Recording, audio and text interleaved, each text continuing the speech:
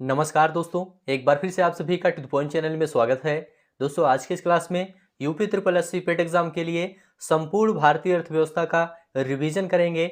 देखिए दोस्तों, यहाँ पर आपको जितने भी टॉपिक दिख रहे हैं ये सभी टॉपिक आपके सिलेबस में दिए गए हैं और इन सभी टॉपिक को एक ही क्लास में देखेंगे, इसलिए आप लोग इस क्लास को पूरा ध्यान से देखिए दोस्तों, भारतीय अर्थव्यवस्था के अंतर्गत पहला टॉपिक योजना आयोग तथा पंचवर्षीय योजनाएं हैं और दूसरा टॉपिक मिश्रित अर्थव्यवस्था का विकास निजी एवं सार्वजनिक क्षेत्र है। तो इससे संबंधित पहले महत्वपूर्ण तथ्य को देखेंगे, उसके बाद इसी से संबंधित ऑब्जेक्टिव प्रश्न को सॉल्व करेंगे, उसके बाद अगला टॉपिक शुरू करेंगे।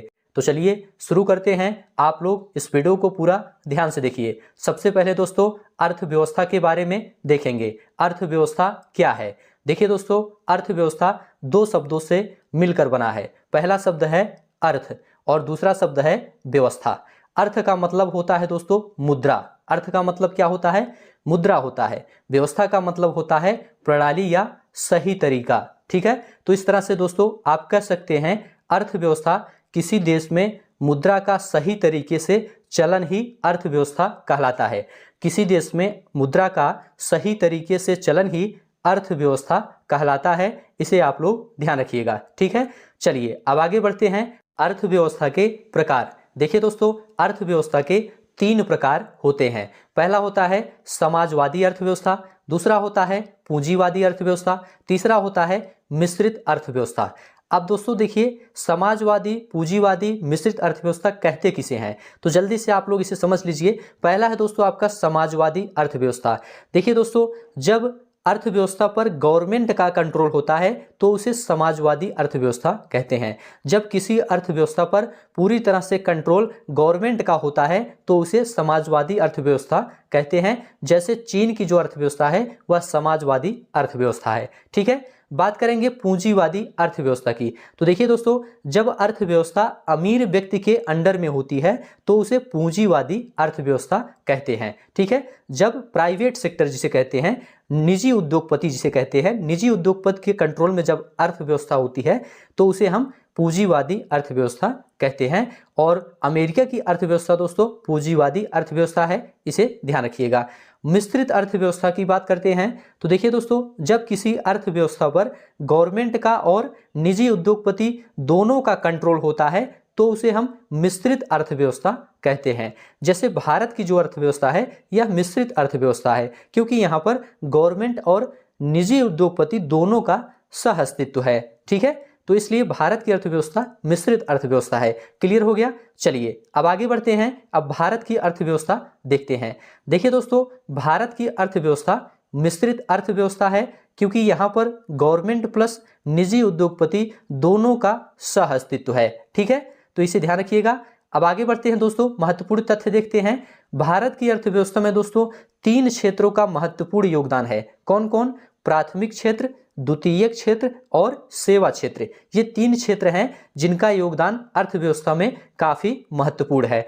पहला है दोस्तों आपका प्राथमिक क्षेत्र, जिसे प्राइमरी सेक्टर कहते हैं। इसके अंतर्गत दोस्तों कृषि, मछली पालन, पशुपालन, जंगलों से वस्तुओं को प्राप्त करना, ये सभी चीजें प्राथमिक क्षेत्र के अंतर्गत आती हैं और इन सभी चीजों का योगदान दोस्तों अर्थव्यवस्था पर काफी ज्यादा महत्वपूर्ण है। ठीक है, चलिए दूसरा है दोस्तों आपका द्वितीयक क्षेत्र, जिसे सेकेंडरी सेक्टर कहते हैं। इसके अंतर्गत दोस्तों उद्योग निर्माण कार्य, कपड़ा उद्योग, खनिज उद्योग, ये सभी चीजें द्वितीयक क्षेत्र के अंतर्गत आते हैं और इन सभी चीजों का महत्वपूर्ण प्रभाव अर्थव्यवस्था पर पड़ता है। सेवा क्षेत्र की बात करते हैं, सर्विसेज, इसके अंतर्गत दोस्तों परिवहन, संचार, बैंक, ये सभी चीजें सेवा क्षेत्र के अंतर्गत आती हैं। इसको ध्यान रखिएगा। ठीक है, और इनका भी महत्वपूर्ण प्रभाव पड़ता है भारत की अर्थव्यवस्था पर। ठीक है, चलिए आगे बढ़ते हैं। यहाँ पर नोट लिखा गया है दोस्तों, जब भारत आजाद हुआ था तो अर्थव्यवस्था में प्राथमिक क्षेत्र का विशेष योगदान था। जब भारत आजाद हुआ था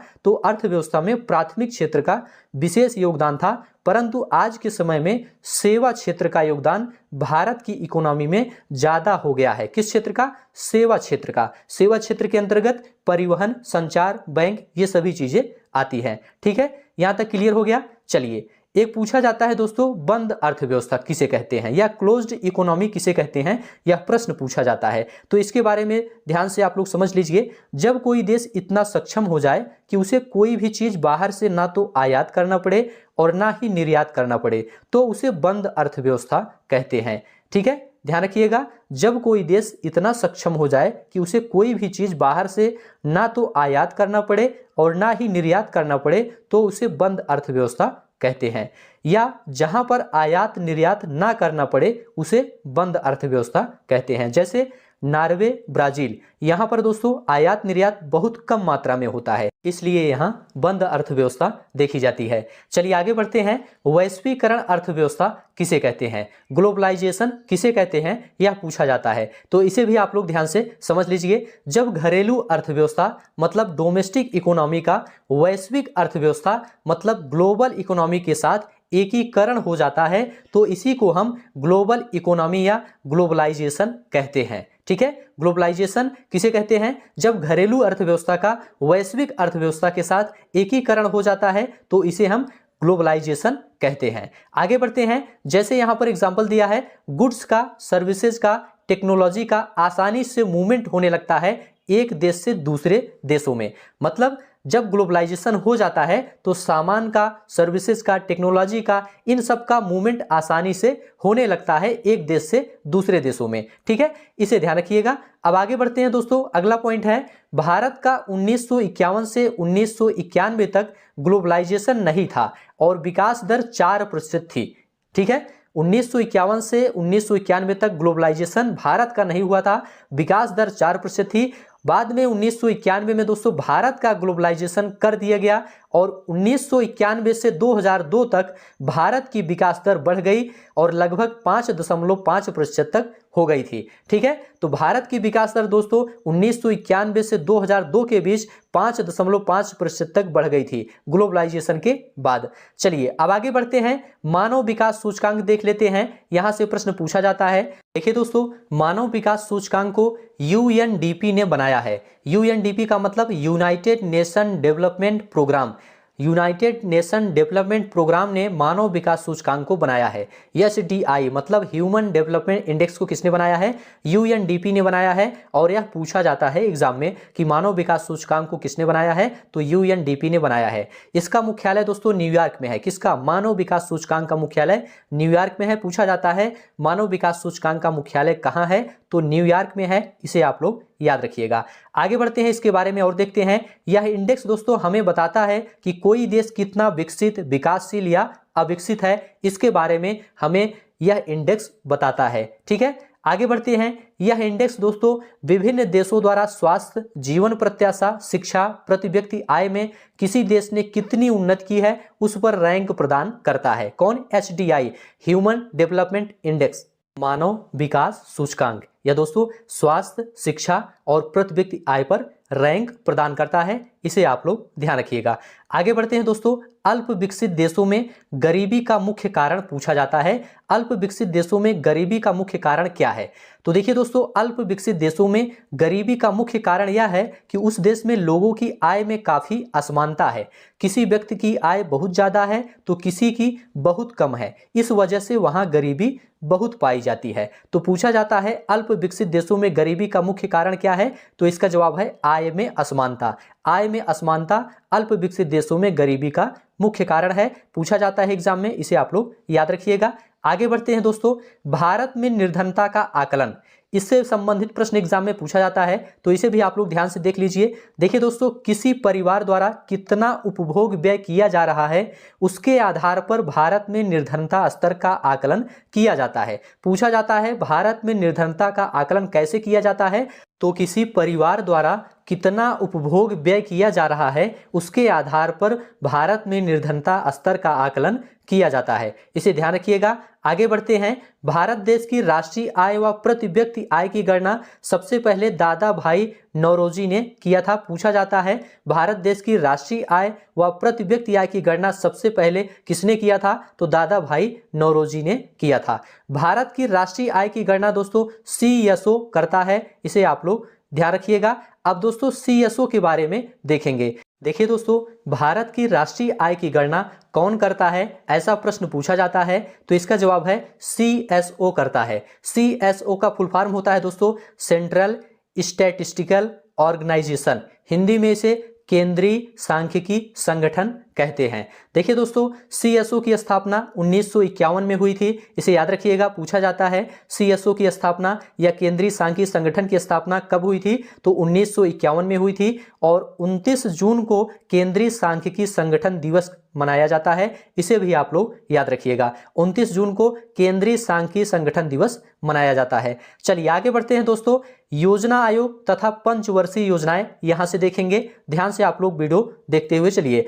योजना आयोग दोस्तों 15 मार्च 1950 को योजना आयोग का गठन हुआ था। पूछा जाता है योजना आयोग की स्थापना कब हुआ था, तो 15 मार्च 1950 को हुआ था, इसको याद रखिएगा। भारत के प्रधानमंत्री इसके अध्यक्ष होते थे, इसे भी आप लोग याद रखिएगा। भारत सरकार किस तरह काम करे उसके लिए प्लानिंग कमीशन बनाया गया था और एक सलाहकारी निकाय था जिसका संविधान में कहीं उल्लेख नहीं है, तो योजना आयोग का संविधान में कहीं उल्लेख नहीं है, इसे भी आप लोग याद रखिएगा। योजना आयोग ने भारत के विकास के लिए कई पंचवर्षीय योजनाएं बनाई। सबसे पहले पंचवर्षीय योजना 1 अप्रैल 1951 से प्रारंभ हुई थी, इसे याद रखिएगा, 1 अप्रैल 1951 से पहली पंचवर्षीय योजना प्रारंभ हुई थी। चलिए आगे बढ़ते हैं, यहां से दोस्तों पंचवर्षीय योजनाएं देखेंगे।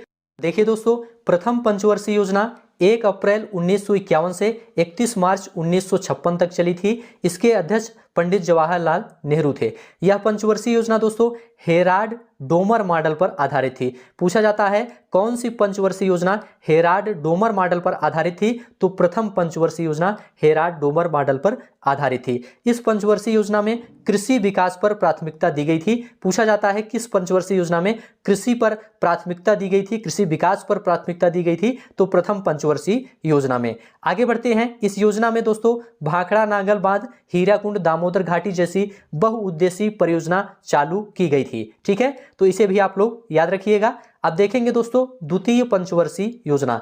देखिए दोस्तों 1 अप्रैल 1956 से 31 मार्च 1961 तक चली थी द्वितीय पंचवर्षीय योजना और इसके अध्यक्ष जवाहरलाल नेहरू थे। यह पंचवर्षीय योजना दोस्तों PC महालनोबिस मॉडल पर आधारित थी। पूछा जाता है कौन सी पंचवर्षीय योजना PC महालनोबिस मॉडल पर आधारित थी, तो द्वितीय पंचवर्षीय योजना PC महालनोबिस मॉडल पर आधारित थी। इस पंचवर्षीय योजना में दोस्तों औद्योगिक विकास को प्राथमिकता दी गई थी। पूछा जाता है किस पंचवर्षीय योजना में औद्योगिक विकास को प्राथमिकता दी गई थी, तो द्वितीय पंचवर्षीय योजना में औद्योगिक विकास को प्राथमिकता दी गई थी। आगे बढ़ते हैं दोस्तों, अगला पॉइंट देखेंगे। इस योजना में दोस्तों राउरकेला, भिलाई, दुर्गापुर इस्पात संयंत्र की स्थापना भारत सहायता क्लब की स्थापना की गई थी। याद रखिएगा, पूछा जाता है भारत सहायता क्लब की स्थापना किस पंचवर्षीय योजना में की गई थी, तो द्वितीय पंचवर्षीय योजना में की गई थी। और यह भी ध्यान रखिएगा राउरकेला, भिलाई, दुर्गापुर इस्पात संयंत्र इसकी स्थापना द्वितीय पंचवर्षीय योजना के दौरान की गई थी। अब दोस्तों तृतीय पंचवर्षीय योजना देखेंगे। देखिए दोस्तों तृतीय पंचवर्षीय योजना 1 अप्रैल 1961 से 31 मार्च 1966 तक चली थी। इसके अध्यक्ष जवाहरलाल नेहरू थे। आत्मनिर्भरता, कृषि एवं उद्योगों पर सर्वाधिक बल दिया गया और सबसे ज्यादा कृषि पर जोर दिया गया। ठीक है, यहाँ पर दोस्तों नोट लिखा है हरित क्रांति की शुरुआत हुई थी। पूछा जाता है हरित क्रांति की शुरुआत किस पंचवर्षीय योजना में हुई थी, तो याद रखिएगा तृतीय पंचवर्षीय योजना में हुई थी हरित क्रांति की शुरुआत। आगे बढ़ते हैं, 1962 में दोस्तों भारत चीन युद्ध और 1965 में भारत पाक युद्ध तथा 1966 में सूखा पड़ने के कारण तृतीय पंचवर्षीय योजना असफल हो गई थी। सफल नहीं हुई थी, तृतीय पंचवर्षीय योजना असफल हो गई थी। चलिए आगे बढ़ते हैं, तृतीय पंचवर्षीय योजना के असफल होने के बाद पंचवर्षीय योजना रोक दी गई थी और 1966 से 1969 तक 3 वर्षों के लिए वार्षिक योजनाएं चलाई गई। इस समय को योजना अवकाश भी कहा जाता है। तो याद रखिएगा 1966 से 1969 तक का जो समय है वह योजना अवकाश के नाम से जाना जाता है। आगे बढ़ते हैं, चौथी पंचवर्षीय योजना देखेंगे दोस्तों। 1 अप्रैल 1969 से 31 मार्च 1973 तक चौथी पंचवर्षीय योजना चली थी। इसके अध्यक्ष इंदिरा गांधी थी। इस योजना में स्थिरता के साथ आत्मनिर्भरता पर बल दिया गया तथा कृषि और सिंचाई को भी महत्व दिया गया। चलिए आगे बढ़ते हैं, चौथी पंचवर्षीय योजना में भारत की कृषि वृद्धि दर सर्वाधिक रही, इसे आप लोग याद रखिएगा। आगे बढ़ते हैं, 5वीं पंचवर्षीय योजना देखते हैं। देखिए दोस्तों, पांचवी पंचवर्षीय योजना 1 अप्रैल 1974 से 31 मार्च 1978 तक चली। गरीबी उन्मूलन तथा आत्मनिर्भरता पर बल दिया गया।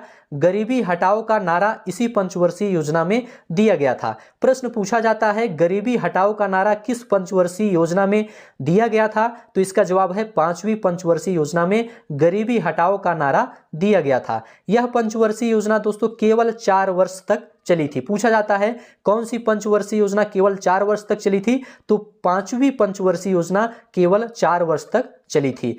इस योजना में दोस्तों पहली बार गरीबी और बेरोजगारी पर ध्यान दिया गया था। आगे बढ़ते हैं, छठी पंचवर्षीय योजना देखेंगे।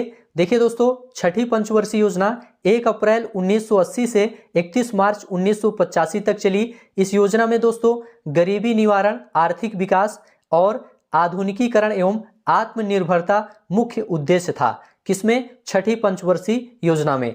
इस योजना में दोस्तों ग्रामीण बेरोजगार, गरीबी निवारण से संबंधित कई योजना चालू की गई और यहाँ पर दोस्तों देखिए ट्राइसेम, IRDP, NREP कार्यक्रम भी चलाए गए गरीबी दूर करने के लिए। किस पंचवर्षीय योजना में? छठी पंचवर्षीय योजना में। ठीक है, इसे याद रखिएगा। आगे बढ़ते हैं दोस्तों, सातवीं पंचवर्षीय योजना देखेंगे। देखिए दोस्तों, इसे वस्तु मजदूरी मॉडल भी कहते हैं। यह योजना 1 अप्रैल 1985 से 31 मार्च 1990 तक चली थी। इसके अध्यक्ष राजीव गांधी थे। रोजगार, शिक्षा और जन स्वास्थ्य पर बल दिया गया था। भोजन, काम और उत्पादन का नारा इस योजना में दिया गया था। तो इसे भी आप लोग ध्यान रखिएगा। आगे बढ़ते हैं, इस योजना में गरीबी की माप हुई तथा जवाहर रोजगार योजना शुरू की गई। किस पंचवर्षीय योजना में? सातवीं पंचवर्षीय योजना में। चलिए आगे बढ़ते हैं, आठवीं पंचवर्षीय योजना देखेंगे। देखिए दोस्तों, आठवीं पंचवर्षीय योजना 1 अप्रैल 1992 से 21 मार्च 1997 तक चली। इसके अध्यक्ष PV नरसिम्हा राव थे। रोजगार वृद्धि, आधुनिकीकरण एवं आत्मनिर्भरता मुख्य उद्देश्य था आठवीं पंचवर्षीय योजना का। इसमें दोस्तों काम क्या हुआ था? प्रधानमंत्री रोजगार योजना की शुरुआत हुई थी। ठीक है, आगे बढ़ते हैं, नौवीं पंचवर्षीय योजना देखेंगे। 1 अप्रैल 1997 से 31 मार्च 2002 तक नौवीं पंचवर्षीय योजना चली थी। मानव विकास के साथ साथ न्यायपूर्ण वितरण एवं समानता पर बल दिया गया था। चलिए आगे बढ़ते हैं, 10वीं पंचवर्षीय योजना देखेंगे। सभी पॉइंट ध्यान से देखते हुए चलिए। अब इसके बाद दोस्तों ऑब्जेक्टिव प्रश्नों को सॉल्व करेंगे, थोड़ा सा और देखेंगे, उसके बाद ऑब्जेक्टिव प्रश्नों को सॉल्व करेंगे। 10वीं पंचवर्षीय योजना देखिए, 1 अप्रैल 2002 से 30 मार्च 2007 तक चली। गरीबी और बेरोजगारी को समाप्त करना तथा अगले 10 वर्षों में प्रति व्यक्ति आय को दुगना करना लक्ष्य रखा गया था 10वीं पंचवर्षीय योजना में। 11वीं पंचवर्षीय योजना देखेंगे। 1 अप्रैल 2007 से 31 मार्च 2012 तक 11वीं पंचवर्षीय योजना चली। तीव्रतम एवं समावेशी विकास पर जोर दिया गया। इसमें काम क्या हुआ? आम आदमी बीमा योजना, राजीव गांधी आवास योजना, प्रधानमंत्री आदर्श ग्राम योजना शुरू की गई 11वीं पंचवर्षीय योजना में। आगे बढ़ते हैं, 12वीं पंचवर्षीय योजना देखते हैं। 1 अप्रैल 2012 से 31 मार्च 2017 तक 12वीं पंचवर्षीय योजना चली। तीव्रतम एवं समावेशी विकास और 100% साक्षरता तथा विद्युतीकरण पर जोर दिया गया। 90% परिवार तक बैंकिंग सुविधा पहुंचाना लक्ष्य रखा गया था। आगे बढ़ते हैं दोस्तों, 2014 में भारतीय जनता पार्टी की सरकार आई जिसने योजना आयोग को खत्म कर दिया और 2015 में नीति आयोग की स्थापना की गई। तो चलिए नीति आयोग के बारे में थोड़ा सा देख लेते हैं। नीति आयोग दोस्तों यह एक गैर संवैधानिक निकाय है। इसका पूरा नाम national institution for transforming India है। हिंदी में इसे राष्ट्रीय भारत परिवर्तन संस्थान कहते हैं। इसकी स्थापना 1 जनवरी 2015 को हुई थी। इसका मुख्यालय दिल्ली में है। तो यहाँ पर दोस्तों ध्यान रखिएगा, नीति आयोग एक गैर संवैधानिक संस्था है। संविधान में इसका कोई उल्लेख नहीं है। इसकी स्थापना दोस्तों 1 जनवरी 2015 को हुई थी। इसे आप लोग ध्यान रखिएगा। आगे बढ़ते हैं दोस्तों, नीति आयोग के अध्यक्ष प्रधानमंत्री होते हैं। इस आयोग का प्राथमिक कार्य सामाजिक व आर्थिक मुद्दों पर सरकार को सलाह देने का है ताकि सरकार ऐसी योजनाओं का निर्माण करे जो लोगों के हित में हो। तो यहाँ पर दोस्तों ध्यान रखिएगा, नीति आयोग के अध्यक्ष प्रधानमंत्री होते हैं। आगे बढ़ते हैं, यहाँ तक दोस्तों आपका थ्योरी सेक्शन पूरा कंप्लीट हो गया। अब यहाँ से दोस्तों भारतीय अर्थव्यवस्था से संबंधित टॉप 35 प्रश्नों को सॉल्व करेंगे। आप लोग पूरा वीडियो ध्यान से देखिए और सभी प्रश्नों का उत्तर बताने का प्रयास करिए। तो चलिए शुरू करते हैं। पहला प्रश्न दोस्तों आपके सामने है, आप लोग इसका आंसर बताने का प्रयास करिए। भारतीय अर्थव्यवस्था कैसी है? पूंजीवादी अर्थव्यवस्था है या साम्यवादी अर्थव्यवस्था है या स्वतंत्र है या मिश्रित है? आपको दोस्तों थ्योरी सेक्शन में बताया गया था भारत की अर्थव्यवस्था दोस्तों मिश्रित अर्थव्यवस्था है, इसलिए डी ऑप्शन आपका यहां पर राइट हो जाएगा। चलिए आगे बढ़ते हैं, अगला प्रश्न देखेंगे। दूसरा प्रश्न है दोस्तों, मिश्रित अर्थव्यवस्था का क्या अभिप्राय है?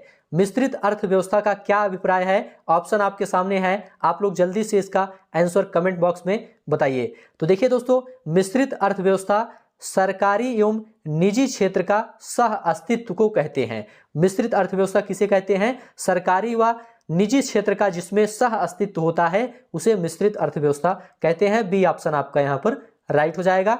आगे बढ़ते हैं दोस्तों, अगला प्रश्न है, भारतीय अर्थव्यवस्था में किस क्षेत्र का सर्वाधिक योगदान है? ऑप्शन आपके सामने है, आप लोग जल्दी से बताइए यहां पर आपका राइट आंसर क्या है। तो देखिए दोस्तों, भारतीय अर्थव्यवस्था में तृतीय क्षेत्र का सर्वाधिक योगदान है, इसलिए सी ऑप्शन आपका यहां पर राइट हो जाएगा। तृतीय क्षेत्र के अंतर्गत दोस्तों सेवा क्षेत्र आता है, जिसमें परिवहन, संचार, बैंक ये सभी चीजें आती हैं तृतीय क्षेत्र के अंतर्गत। सी ऑप्शन आपका राइट है। बंद अर्थव्यवस्था वह अर्थव्यवस्था है जिसमें, बंद अर्थव्यवस्था किसे कहते हैं? ऑप्शन आपके सामने है, आप लोग जल्दी से बताइए यहां पर आपका राइट आंसर क्या है। तो देखिए दोस्तों, यहां पर आपका राइट आंसर हो जाएगा ना तो निर्यात ना ही आयात। बंद अर्थव्यवस्था वह अर्थव्यवस्था है जिसमें ना तो निर्यात होता है और ना ही आयात होता है, इसलिए दोस्तों डी ऑप्शन आपका राइट है। चलिए आगे बढ़ते हैं। किसी देश का आर्थिक विकास निर्भर किस पर करता है? किसी देश का आर्थिक विकास किस पर निर्भर करता है? आपको यह बताना है। ऑप्शन आपके सामने है, आप लोग जल्दी से बताइए यहां पर आपका राइट आंसर क्या है।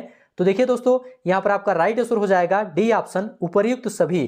किसी देश का आर्थिक विकास दोस्तों प्राकृतिक संसाधन, पूंजी निर्माण, बाजार के आकार, इन सभी पर निर्भर करता है, इसलिए डी ऑप्शन आपका राइट है। चलिए आगे बढ़ते हैं। वैश्वीकरण का अर्थ है, वैश्वीकरण का अर्थ क्या है आपको यह बताना है। ऑप्शन आपके सामने है, आप लोग जल्दी से बताइए यहां पर आपका राइट आंसर क्या है। तो देखिए दोस्तों, यहां पर आपका राइट आंसर है सी ऑप्शन, घरेलू अर्थव्यवस्था का वैश्विक अर्थव्यवस्था के साथ एकीकरण। जब दोस्तों घरेलू अर्थव्यवस्था का वैश्विक अर्थव्यवस्था के साथ एकीकरण हो जाता है तो उसे वैश्वीकरण या ग्लोबलाइजेशन कहते हैं। यहां पर आपका सी ऑप्शन राइट है। आगे बढ़ते हैं दोस्तों, अल्प विकसित देशों में गरीबी का मुख्य कारण क्या है? आपको यह बताना है। स्वैच्छिक निष्क्रियता, आय में असमानता, सांस्कृतिक गतिविधियों का अभाव, लोगों में बुद्धि का अभाव। यहां पर आपका राइट आंसर क्या है? आप लोग जल्दी से कमेंट करके बताइए। तो देखिए दोस्तों, यहां पर आपको बताया गया था अल्प विकसित देशों में गरीबी का मुख्य कारण आय में असमानता है, इसलिए बी ऑप्शन आपका राइट है। चलिए आगे बढ़ते हैं। अगला प्रश्न है दोस्तों, भारत में निर्धनता के स्तर का आकलन किया जाता है, कैसे किया जाता है? आपको यह बताना है। मोस्ट इंपोर्टेंट प्रश्न है यह प्रश्न दोस्तों, कई एग्जाम में पूछा जा चुका है। आप लोग बताइए यहां पर आपका राइट आंसर क्या है। तो देखिए दोस्तों, यहां पर आपका राइट आंसर है सी ऑप्शन, परिवार के उपभोग व्यय के आधार पर भारत में निर्धनता के स्तर का आकलन किया जाता है, इसलिए सी ऑप्शन आपका यहां पर राइट है। आगे बढ़ते हैं दोस्तों, अगला प्रश्न है, निम्नलिखित में से कौन सा कार्यक्रम ग्रामीण भारत में गरीबी दूर करने हेतु था? ऑप्शन आपके सामने है, आप लोग जल्दी से बताइए यहां पर आपका राइट आंसर क्या है। तो देखिए दोस्तों, यहां पर आपका राइट आंसर है डी ऑप्शन, इनमें से सभी। ये सभी कार्यक्रम दोस्तों ग्रामीण भारत में गरीबी दूर करने के लिए चलाया गया था, इसलिए डी ऑप्शन आपका राइट है। आगे बढ़ते हैं। मानव विकास सूचकांक HDI किसने बनाया था? ऑप्शन आपके सामने है, आप लोग जल्दी से कमेंट करके बताइए यहां पर आपका राइट आंसर क्या है। तो देखिए दोस्तों, यहां पर आपका राइट आंसर है डी ऑप्शन, UNDP। UNDP ने दोस्तों मानव विकास सूचकांक बनाया था, इसलिए डी ऑप्शन आपका राइट है। UNDP का फुल फॉर्म दोस्तों यूनाइटेड नेशन डेवलपमेंट प्रोग्राम होता है, इसे आप लोग ध्यान रखिएगा। आगे बढ़ते हैं दोस्तों, अगला प्रश्न अब देखेंगे।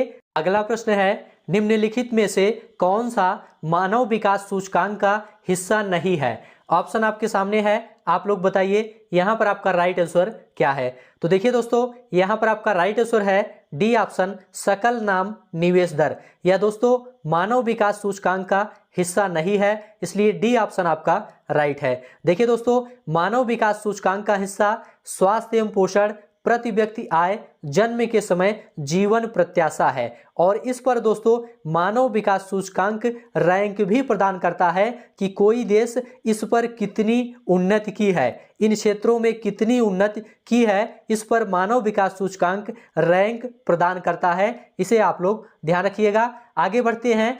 भारत की राष्ट्रीय आय का प्रमुख स्रोत है। ऑप्शन आपके सामने है कृषि क्षेत्र, सेवा क्षेत्र, उद्योग क्षेत्र, व्यापार क्षेत्र। यहां पर आपका राइट आंसर क्या है, आप लोग जल्दी से कमेंट करके बताइए। तो देखिए दोस्तों, यहां पर आपका राइट आंसर है बी ऑप्शन सेवा क्षेत्र। भारत की राष्ट्रीय आय का प्रमुख स्रोत दोस्तों सेवा क्षेत्र है। इसके अंतर्गत परिवहन, संचार, बैंक, ये सभी चीजें आती हैं। बी ऑप्शन आपका राइट है। आगे बढ़ते हैं। भारत में राष्ट्रीय आय की गणना किसके द्वारा की जाती है? मोस्ट इंपोर्टेंट प्रश्न है। यहां पर आपका राइट आंसर क्या है, आप लोग जल्दी से कमेंट करके बताइए। तो देखिए दोस्तों, यहां पर आपका राइट आंसर है सी ऑप्शन केंद्रीय सांख्यिकी संगठन द्वारा राष्ट्रीय आय की गणना की जाती है। भारत में राष्ट्रीय आय की गणना केंद्रीय सांख्यिकी संगठन द्वारा की जाती है। सी ऑप्शन आपका यहां पर राइट है। इसकी स्थापना दोस्तों 1951 में की गई थी, इसे भी आप लोग याद रखिएगा। केंद्रीय सांख्यिकी संगठन की स्थापना 1951 में की गई थी। आगे बढ़ते हैं। अगला प्रश्न है, भारत में सर्वप्रथम राष्ट्रीय आय का आकलन किसने किया था? मोस्ट इंपोर्टेंट प्रश्न है। यहां पर आपका राइट आंसर क्या है, आप लोग जल्दी से कमेंट करके बताइए। तो देखिए दोस्तों, यहां पर आपका राइट आंसर है ए ऑप्शन दादा भाई नौरोजी ने। भारत में सर्वप्रथम राष्ट्रीय आय का आकलन दादा भाई नौरोजी ने किया था, इसलिए ए ऑप्शन आपका राइट है। आगे बढ़ते हैं। भारत में योजना आयोग का गठन कब किया गया था? इंपॉर्टेंट प्रश्न है। यहां पर आपका राइट आंसर क्या है, आप लोग बताइए। तो देखिए दोस्तों, यहां पर आपका राइट आंसर है ए ऑप्शन 15 मार्च 1950। भारत में योजना आयोग का गठन 15 मार्च 1950 को किया गया था, इसलिए ए ऑप्शन राइट है। आगे बढ़ते हैं। निम्नलिखित में से कौन सा एक संविधानेतर संस्था है? ऑप्शन आपके सामने है, आप लोग जल्दी से बताइए। यहां पर आपका राइट आंसर क्या है? तो देखिए दोस्तों, यहां पर आपका राइट आंसर है डी ऑप्शन नीति आयोग। नीति आयोग दोस्तों एक संविधानेतर संस्था है, इसलिए डी ऑप्शन आपका राइट है। संविधानेतर संस्था का मतलब क्या होता है? देखिए दोस्तों, संविधानेतर संस्था का मतलब होता है जिसका संविधान में कोई उल्लेख नहीं है, ठीक है, जो संविधान में सम्मिलित नहीं है। इसलिए दोस्तों डी ऑप्शन आपका यहां पर राइट है, नीति आयोग। आगे बढ़ते हैं। अगला प्रश्न है, भारत सरकार ने नीति आयोग की स्थापना किसके स्थान पर की है? ऑप्शन है मानवाधिकार आयोग, वित्त आयोग, योजना आयोग, विधि आयोग। यहां पर आपका राइट आंसर क्या है, आप लोग कमेंट करके बताइए। तो देखिए दोस्तों, यहां पर आपका राइट आंसर है सी ऑप्शन योजना आयोग। भारत सरकार ने नीति आयोग की स्थापना दोस्तों योजना आयोग के स्थान पर की है, इसलिए सी ऑप्शन आपका राइट है। आगे बढ़ते हैं दोस्तों। अगला प्रश्न है, नीति आयोग की स्थापना कब हुई थी? ऑप्शन आपके सामने है, आप लोग बताइए। यहां पर आपका राइट आंसर क्या है? तो देखिए दोस्तों, यहां पर आपका राइट आंसर है ए ऑप्शन 1 जनवरी 2015। नीति आयोग की स्थापना 1 जनवरी 2015 को हुई थी, इसलिए ए ऑप्शन आपका राइट है। आगे बढ़ते हैं। अगला प्रश्न है, नीति आयोग का अध्यक्ष कौन होता है? ऑप्शन आपके सामने है, आप लोग बताइए। यहां पर आपका राइट आंसर क्या है? तो देखिए दोस्तों, यहां पर आपका राइट आंसर है सी ऑप्शन भारत का प्रधानमंत्री नीति आयोग का अध्यक्ष होता है, इसलिए सी ऑप्शन आपका राइट है। आगे बढ़ते हैं दोस्तों। अगला प्रश्न है, योजना आयोग द्वारा अब तक कितनी पंचवर्षीय योजनाएं बनाई जा चुकी हैं? ऑप्शन आपके सामने है, आप लोग बताइए। यहां पर आपका राइट आंसर क्या है? तो देखिए दोस्तों, यहां पर आपका राइट आंसर है सी ऑप्शन 12। योजना आयोग द्वारा अब तक 12 पंचवर्षीय योजनाएं बनाई जा चुकी हैं, इसलिए सी ऑप्शन आपका राइट है। आगे बढ़ते हैं। प्रथम पंचवर्षीय योजना में किस क्षेत्र को प्रमुखता दी गई थी? ऑप्शन आपके सामने है, औद्योगिक क्षेत्र को, कृषि क्षेत्र को, सेवा क्षेत्र को या निर्यात क्षेत्र को। यहां पर आपका राइट आंसर क्या है? तो देखिए दोस्तों, यहां पर आपका राइट आंसर है बी ऑप्शन कृषि क्षेत्र को। प्रथम पंचवर्षीय योजना में कृषि क्षेत्र को प्रमुखता दी गई थी, इसलिए बी ऑप्शन आपका राइट है। आगे बढ़ते हैं दोस्तों, प्रथम पंचवर्षीय योजना विकास के किस मॉडल पर आधारित था? ऑप्शन आपके सामने है, आप लोग जल्दी से कमेंट करके इसका आंसर बताइए। तो देखिए दोस्तों, यहाँ पर आपका राइट आंसर है A option, Herald Domar model. प्रथम पंचवर्षीय योजना दोस्तों विकास के हेराल्ड डोमर मॉडल पर आधारित था, इसलिए ए ऑप्शन आपका राइट है। अगला प्रश्न है दोस्तों, द्वितीय पंचवर्षीय योजना का प्रारूप किसने तैयार किया था? ऑप्शन आपके सामने है, आप लोग बताइए यहाँ पर आपका राइट आंसर क्या है। तो देखिए दोस्तों, यहाँ पर आपका राइट आंसर है सी ऑप्शन, पीसी महालनोबिस। द्वितीय पंचवर्षीय योजना का प्रारूप दोस्तों पीसी महालनोबिस ने तैयार किया था, सी ऑप्शन आपका राइट है। आगे बढ़ते हैं, उद्योगों के विकास तथा औद्योगिकरण की रणनीति किस योजना का अंग थी? ऑप्शन आपके सामने है, आप लोग बताइए यहाँ पर आपका राइट आंसर क्या है। तो देखिए दोस्तों, यहाँ पर आपका राइट आंसर है ए ऑप्शन, द्वितीय पंचवर्षीय योजना। उद्योगों के विकास और औद्योगिकरण की रणनीति दोस्तों द्वितीय पंचवर्षीय योजना का अंग थी, इसलिए ए ऑप्शन आपका राइट है। आगे बढ़ते हैं, अगला प्रश्न है, दूसरी पंचवर्षीय योजना ने किसको प्राथमिकता दी थी? ऑप्शन आपके सामने है, कृषि, सेवाएं, भारी उद्योग, विदेशी व्यापार। यहाँ पर आपका राइट आंसर क्या है, आप लोग जल्दी से कमेंट करके बताइए। तो देखिए दोस्तों, यहाँ पर आपका राइट आंसर है सी ऑप्शन, भारी उद्योग। दूसरी पंचवर्षीय योजना भारी उद्योग को प्राथमिकता दी थी, इसलिए सी ऑप्शन आपका राइट है। आगे बढ़ते हैं दोस्तों, अगला प्रश्न है, द्वितीय पंचवर्षीय योजना अवधि में स्थापित 3 लौह इस्पात संयंत्रों में कौन शामिल नहीं था? ऑप्शन आपके सामने है, आप लोग बताइए यहाँ पर आपका राइट आंसर क्या है। तो देखिए दोस्तों, यहाँ पर आपका राइट आंसर है बी ऑप्शन, बोकारो। बोकारो दोस्तों द्वितीय पंचवर्षीय योजना में स्थापित 3 लौह इस्पात संयंत्रों में शामिल नहीं था, इसलिए बी ऑप्शन आपका राइट है। आगे बढ़ते हैं, भारत सहायता क्लब की स्थापना किस पंचवर्षीय योजना अवधि के दौरान की गई थी? ऑप्शन आपके सामने है, आप लोग बताइए यहाँ पर आपका राइट आंसर क्या है। तो देखिए दोस्तों, यहाँ पर आपका राइट आंसर है ए ऑप्शन, द्वितीय पंचवर्षीय योजना के दौरान भारत सहायता क्लब की स्थापना की गई थी, इसलिए ए ऑप्शन आपका राइट है। आगे बढ़ते हैं दोस्तों, अगला प्रश्न है, किस पंचवर्षीय योजना अवधि के दौरान सरकार ने वह कृषि नीति अपनाई जिसने हरित क्रांति को जन्म दिया? ऑप्शन आपके सामने है, आप लोग बताइए यहाँ पर आपका राइट आंसर क्या है। तो देखिए दोस्तों, यहाँ पर आपका राइट आंसर है बी ऑप्शन, तृतीय पंचवर्षीय योजना। देखिए दोस्तों, तृतीय पंचवर्षीय योजना के दौरान सरकार ने वह कृषि नीति बनाई जिसमें हरित क्रांति को जन्म दिया। तो यहाँ पर आपका बी ऑप्शन बिल्कुल राइट हो जाएगा। आगे बढ़ते हैं, गरीबी हटाओ का नारा कौन सी योजना में शामिल किया गया था? ऑप्शन आपके सामने है, आप लोग बताइए यहाँ पर आपका राइट आंसर क्या है। तो देखिए दोस्तों, यहाँ पर आपका राइट आंसर है सी ऑप्शन, 5वीं पंचवर्षीय योजना। गरीबी हटाओ का नारा दोस्तों 5वीं पंचवर्षीय योजना में दिया गया था, इसलिए सी ऑप्शन आपका राइट है। सभी प्रश्न आप लोग ध्यान से देखते हुए चलिए और सभी प्रश्नों का उत्तर बताने का प्रयास करिए। कौन सी पंचवर्षीय योजना केवल 4 वर्ष की थी? ऑप्शन आपके सामने है, आप लोग बताइए यहाँ पर आपका राइट आंसर क्या है। तो देखिए दोस्तों, यहाँ पर आपका राइट आंसर है सी ऑप्शन, 5वीं पंचवर्षीय योजना दोस्तों केवल 4 वर्ष की थी, इसलिए सी ऑप्शन आपका राइट है। नेक्स्ट प्रश्न देखेंगे, 7वीं पंचवर्षीय योजना की अवधि थी। 7वीं पंचवर्षीय योजना की अवधि क्या थी, आपको यह बताना है। आप लोग बताइए यहाँ पर आपका राइट आंसर क्या है। तो देखिए दोस्तों, यहाँ पर आपका राइट आंसर है सी ऑप्शन, 1985 से 1990 तक 7वीं पंचवर्षीय योजना की अवधि थी, इसलिए सी ऑप्शन आपका राइट है। आगे बढ़ते हैं, 8वीं पंचवर्षीय योजना की अवधि थी। 8वीं पंचवर्षीय योजना की अवधि क्या थी, आपको यह बताना है। यहाँ पर आपका राइट आंसर क्या है। तो देखिए दोस्तों, यहाँ पर आपका राइट आंसर है डी ऑप्शन, 1992 से 1997 तक 8वीं पंचवर्षीय योजना की अवधि थी, इसलिए डी ऑप्शन राइट है। नेक्स्ट प्रश्न है, भारत में योजना अवकाश की अवधि थी। भारत में योजना अवकाश की अवधि क्या थी, आपको यह बताना है। आप लोग बताइए यहाँ पर आपका राइट आंसर क्या है। तो देखिए दोस्तों, यहाँ पर आपका राइट आंसर है बी ऑप्शन, 1966 से 1969 का जो समय है वह योजना अवकाश के नाम से जाना जाता है। तो यहाँ पर आपका बी ऑप्शन राइट हो जाएगा। ठीक है, चलिए आगे बढ़ते हैं। अगला प्रश्न देखेंगे, निम्नलिखित पंचवर्षीय योजनाओं में से कौन सी योजना अनावृष्टि और 2 युद्धों के कारण प्रभावित हुई थी? ऑप्शन आपके सामने है, आप लोग बताइए यहाँ पर आपका राइट आंसर क्या है। तो देखिए दोस्तों, यहाँ पर आपका राइट आंसर है बी ऑप्शन, तीसरी पंचवर्षीय योजना।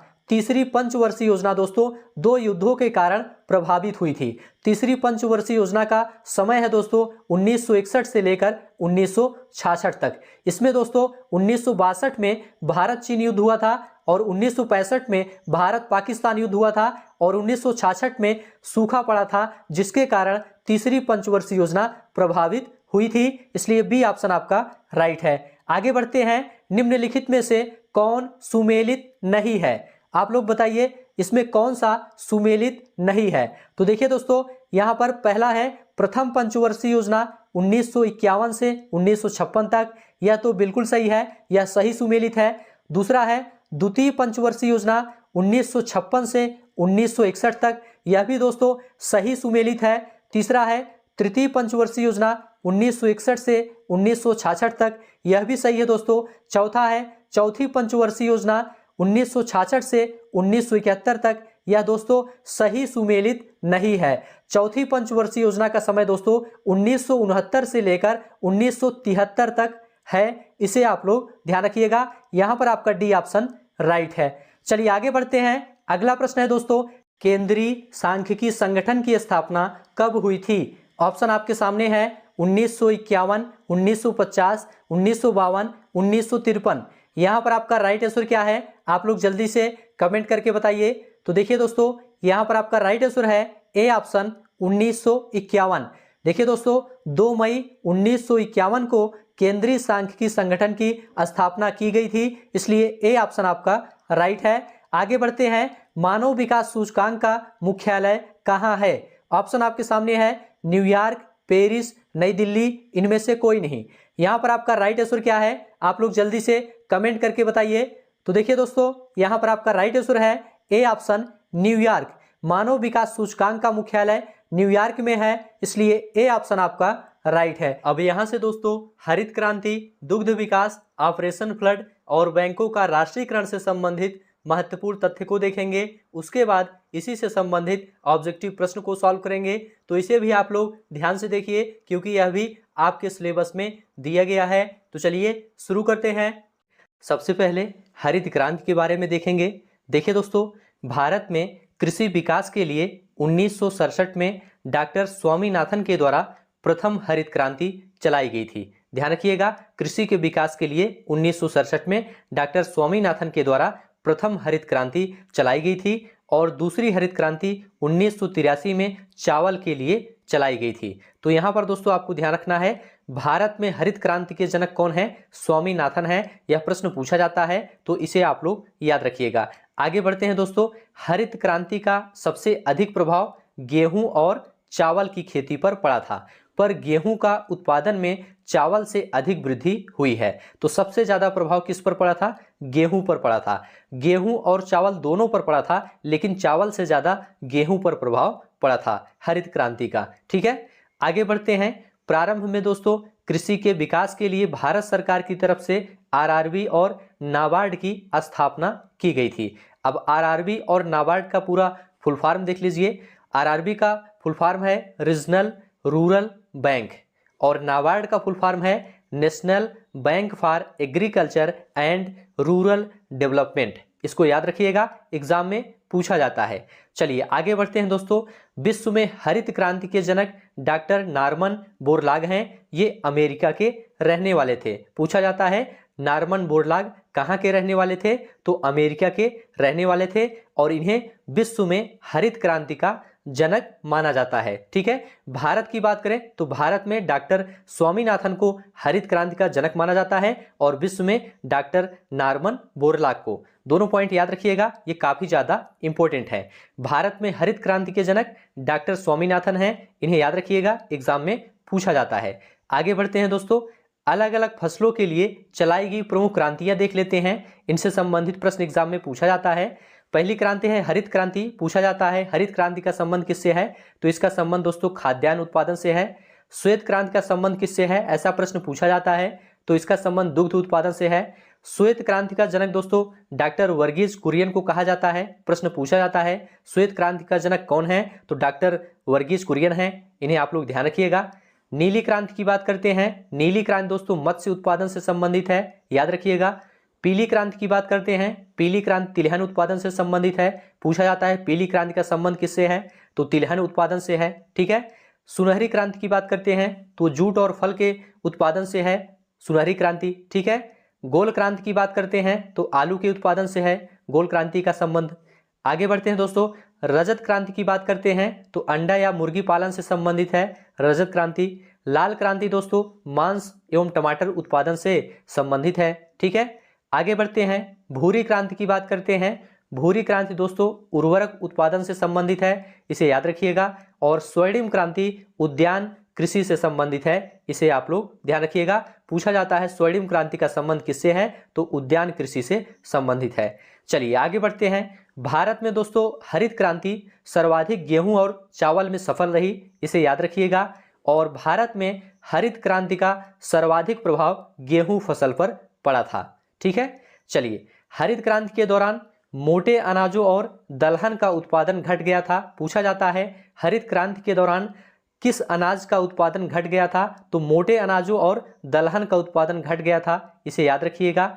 और भारतीय कृषि के क्षेत्र में दोस्तों अधिक उपज वाली किस्मों का कार्यक्रम 1966 में शुरू किया गया था।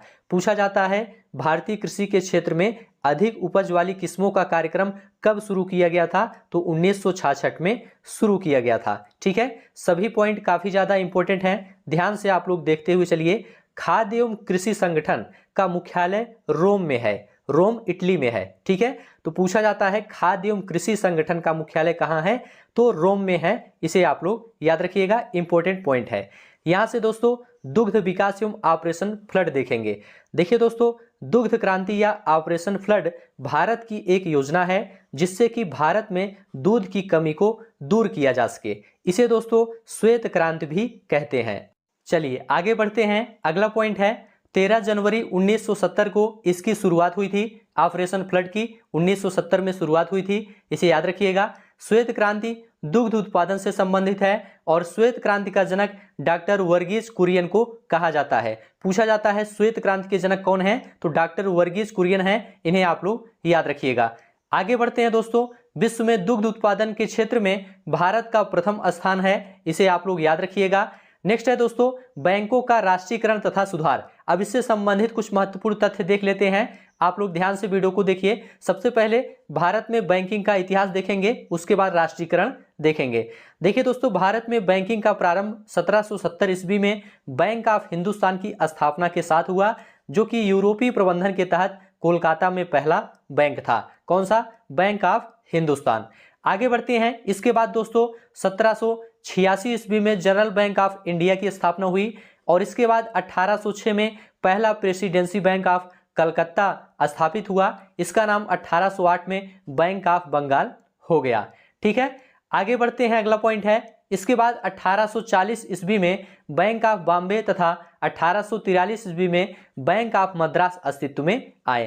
इसके बाद दोस्तों 1921 में इन्हीं तीनों प्रेसिडेंसी बैंकों को मिलाकर इंपीरियल बैंक ऑफ इंडिया का गठन किया गया। यहां पर दोस्तों आपको ध्यान रखना है, पूछा जाता है इंपीरियल बैंक ऑफ इंडिया का गठन कब किया गया, तो 1921 में किया गया, इसको याद रखिएगा। और 1 जुलाई 1955 को राष्ट्रीयकृत होकर भारतीय स्टेट बैंक के रूप में जाना गया।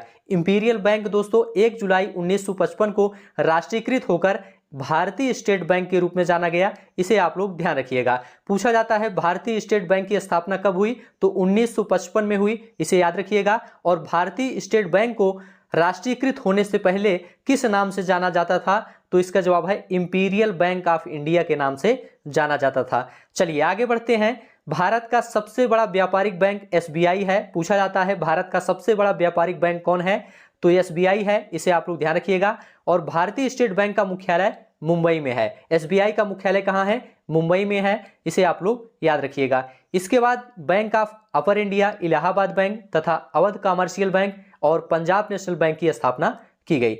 आगे बढ़ते हैं, यहां से दोस्तों बैंकों का राष्ट्रीयकरण देखेंगे। राष्ट्रीयकरण का अर्थ है दोस्तों सरकारीकरण।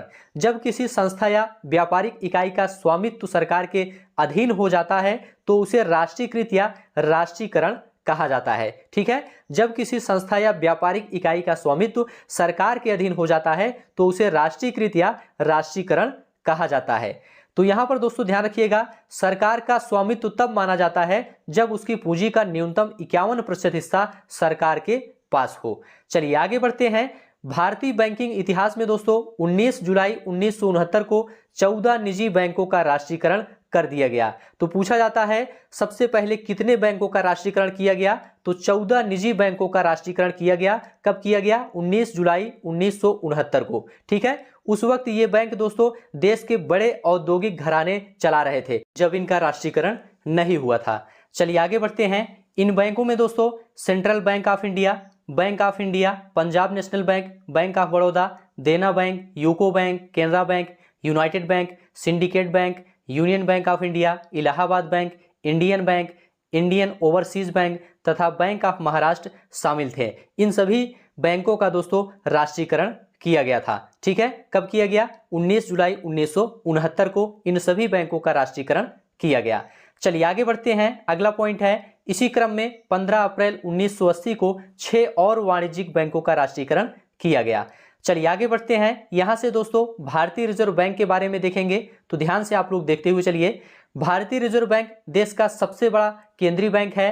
देश में मौद्रिक नीति का निर्धारण इसी के द्वारा किया जाता है। पूछा जाता है देश में मौद्रिक नीति का निर्धारण किसके द्वारा किया जाता है, तो इसका जवाब है भारतीय रिजर्व बैंक के द्वारा किया जाता है। भारतीय रिजर्व बैंक की स्थापना 1 अप्रैल 1935 को हुई थी। इसे याद रखिएगा, मोस्ट इंपोर्टेंट पॉइंट है। और आरबीआई का मुख्यालय मुंबई में है। भारतीय रिजर्व बैंक का मुख्यालय मुंबई में है, इसे याद रखिएगा। और भारतीय रिजर्व बैंक का राष्ट्रीयकरण दोस्तों 1 जनवरी 1949 को किया गया था। तो ध्यान रखिएगा, भारतीय रिजर्व बैंक का राष्ट्रीयकरण 1949 को किया गया था।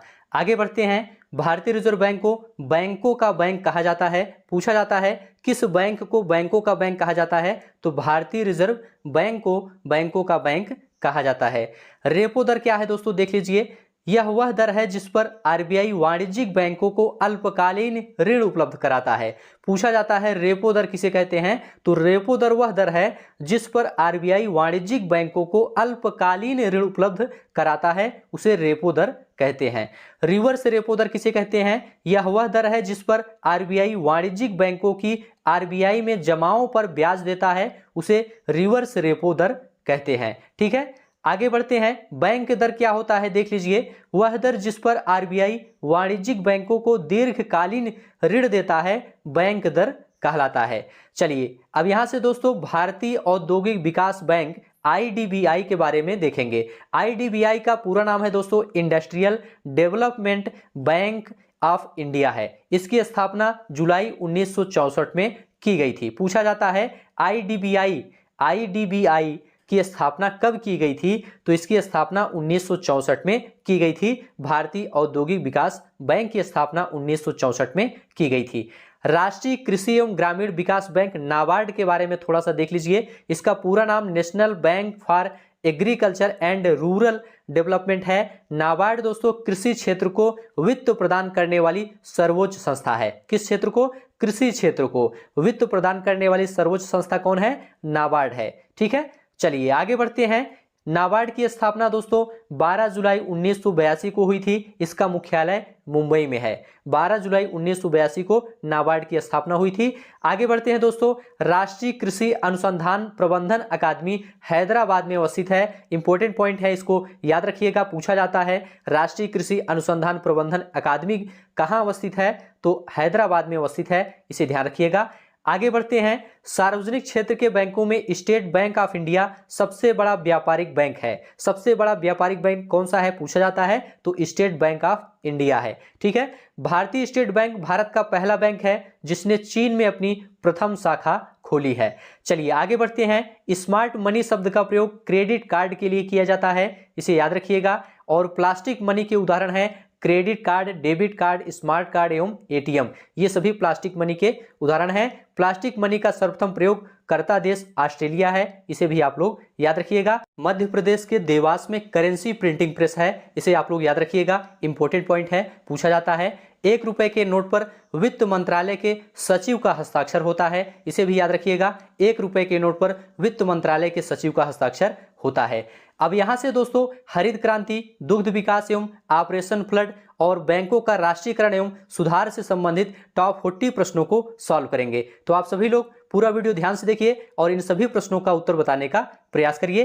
पहला प्रश्न आपके सामने है, निम्नलिखित में से कौन सा बैंक भारत का केंद्रीय बैंक है? ऑप्शन आपके सामने है, state bank of India, union bank of India, reserve bank of India. आप लोग जल्दी से बताइए, कमेंट करके बताइए यहां पर आपका राइट आंसर क्या है। तो देखिए दोस्तों, यहां पर आपका राइट आंसर है D option, reserve bank of India. देखिए दोस्तों, रिजर्व बैंक ऑफ इंडिया ये भारत का केंद्रीय बैंक है, इसलिए डी ऑप्शन आपका राइट है। चलिए आगे बढ़ते हैं। भारत में किसे बैंकों का बैंक कहा जाता है? इंपॉर्टेंट पॉइंट है, आप लोग बताइए किसे बैंकों का बैंक कहा जाता है? भारतीय रिजर्व बैंक, भारतीय state bank, bank of India, central bank of India. यहां पर आपका राइट आंसर क्या है? तो देखिए दोस्तों, यहां पर आपका राइट आंसर है ए ऑप्शन, भारतीय रिजर्व बैंक को बैंकों का बैंक कहा जाता है, इसलिए ए ऑप्शन आपका राइट है। आगे बढ़ते हैं दोस्तों, आरबीआई का मुख्यालय कहां स्थित है? इंपॉर्टेंट प्रश्न है, आप लोग बताइए यहां पर आपका राइट आंसर क्या है? ऑप्शन है दिल्ली, कोलकाता, मुंबई, चेन्नई। जल्दी से कमेंट करके बताइए यहां पर आपका राइट आंसर क्या है।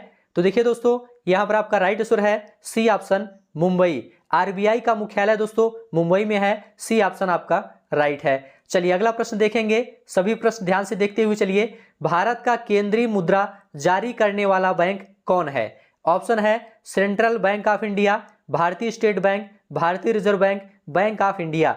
यहां पर आपका राइट आंसर क्या है? आप लोग जल्दी से कमेंट करके बताइए। तो देखिए दोस्तों, यहां पर आपका राइट आंसर है सी ऑप्शन, भारतीय रिजर्व बैंक। भारत का केंद्रीय मुद्रा दोस्तों भारतीय रिजर्व बैंक जारी करता है, इसलिए सी ऑप्शन आपका राइट है। चलिए आगे बढ़ते हैं। अगला प्रश्न है, इंपीरियल बैंक की स्थापना किस वर्ष की गई थी? ऑप्शन है 1955, 1921, 1930, 1935। यहां पर आपका राइट आंसर क्या है? आप लोग जल्दी से कमेंट करके बताइए।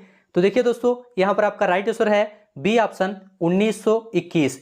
इंपीरियल बैंक की स्थापना दोस्तों 1921 में की गई थी, इसलिए बी ऑप्शन आपका राइट है। चलिए अगला प्रश्न देखेंगे, निम्नलिखित में से कौन भारतीय मौद्रिक नीति के बारे में निर्णय लेता है? ऑप्शन आपके सामने है, भारत के गृह मंत्री, भारतीय रिजर्व बैंक, भारत के मुख्यमंत्री, अंतरराष्ट्रीय मौद्रिक कोष। यहां पर आपका राइट आंसर क्या है? आप लोग जल्दी से बताइए। तो देखिए दोस्तों, यहां पर आपका राइट आंसर है बी ऑप्शन, भारतीय रिजर्व बैंक।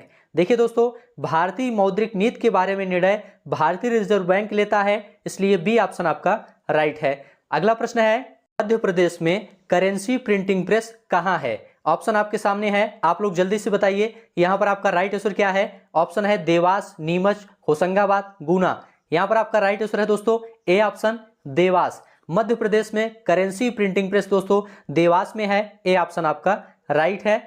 अगला प्रश्न देखेंगे, राष्ट्रीयकरण से पहले भारतीय स्टेट बैंक का क्या नाम था?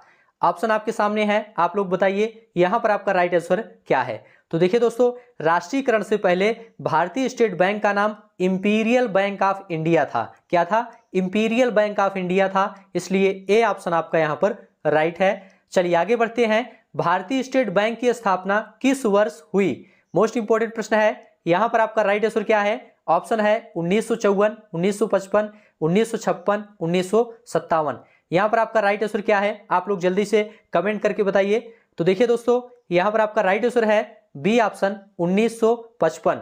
भारतीय स्टेट बैंक की स्थापना दोस्तों 1955 में की गई थी, बी ऑप्शन आपका राइट है। अगला प्रश्न है, भारत का सबसे बड़ा व्यापारिक बैंक कौन है? ऑप्शन आपके सामने है, नाबार्ड, एसबीआई, आईसीआईसीआई, यूबीआई। यहां पर आपका राइट आंसर क्या है? आप लोग जल्दी से कमेंट करके बताइए। तो देखिए दोस्तों, यहां पर आपका राइट आंसर है बी ऑप्शन, एसबीआई। भारत का सबसे बड़ा व्यापारिक बैंक एसबीआई है, इसे आप लोग याद रखिएगा। अगला प्रश्न है दोस्तों, भारतीय स्टेट बैंक का मुख्यालय कहां स्थित है? मुंबई में, नई दिल्ली में, अहमदाबाद में, चेन्नई में। आप लोग जल्दी से कमेंट करके बताइए यहां पर आपका राइट आंसर क्या है। तो देखिए दोस्तों, यहाँ पर आपका राइट आंसर है ए ऑप्शन मुंबई। भारतीय स्टेट बैंक का मुख्यालय दोस्तों मुंबई में स्थित है, इसलिए ए ऑप्शन आपका राइट है। अगला प्रश्न है, नाबार्ड संबंधित है। नाबार्ड किससे संबंधित है आपको यह बताना है। ऑप्शन आपके सामने है, आप लोग जल्दी से कमेंट करके बताइए यहाँ पर आपका राइट आंसर क्या है। तो देखिए दोस्तों, नाबार्ड जो है ये राष्ट्रीय कृषि एवं ग्रामीण विकास बैंक से संबंधित है, इसलिए सी ऑप्शन आपका यहाँ पर राइट हो जाएगा, राष्ट्रीय कृषि एवं ग्रामीण विकास बैंक। चलिए आगे बढ़ते हैं। अगला प्रश्न है, भारतीय रिजर्व बैंक का राष्ट्रीयकरण किस वर्ष हुआ था। इंपॉर्टेंट प्रश्न है, यहां पर आपका राइट आंसर क्या है आप लोग जल्दी से कमेंट करके बताइए। तो देखिए दोस्तों, यहां पर आपका राइट आंसर है डी ऑप्शन 1949।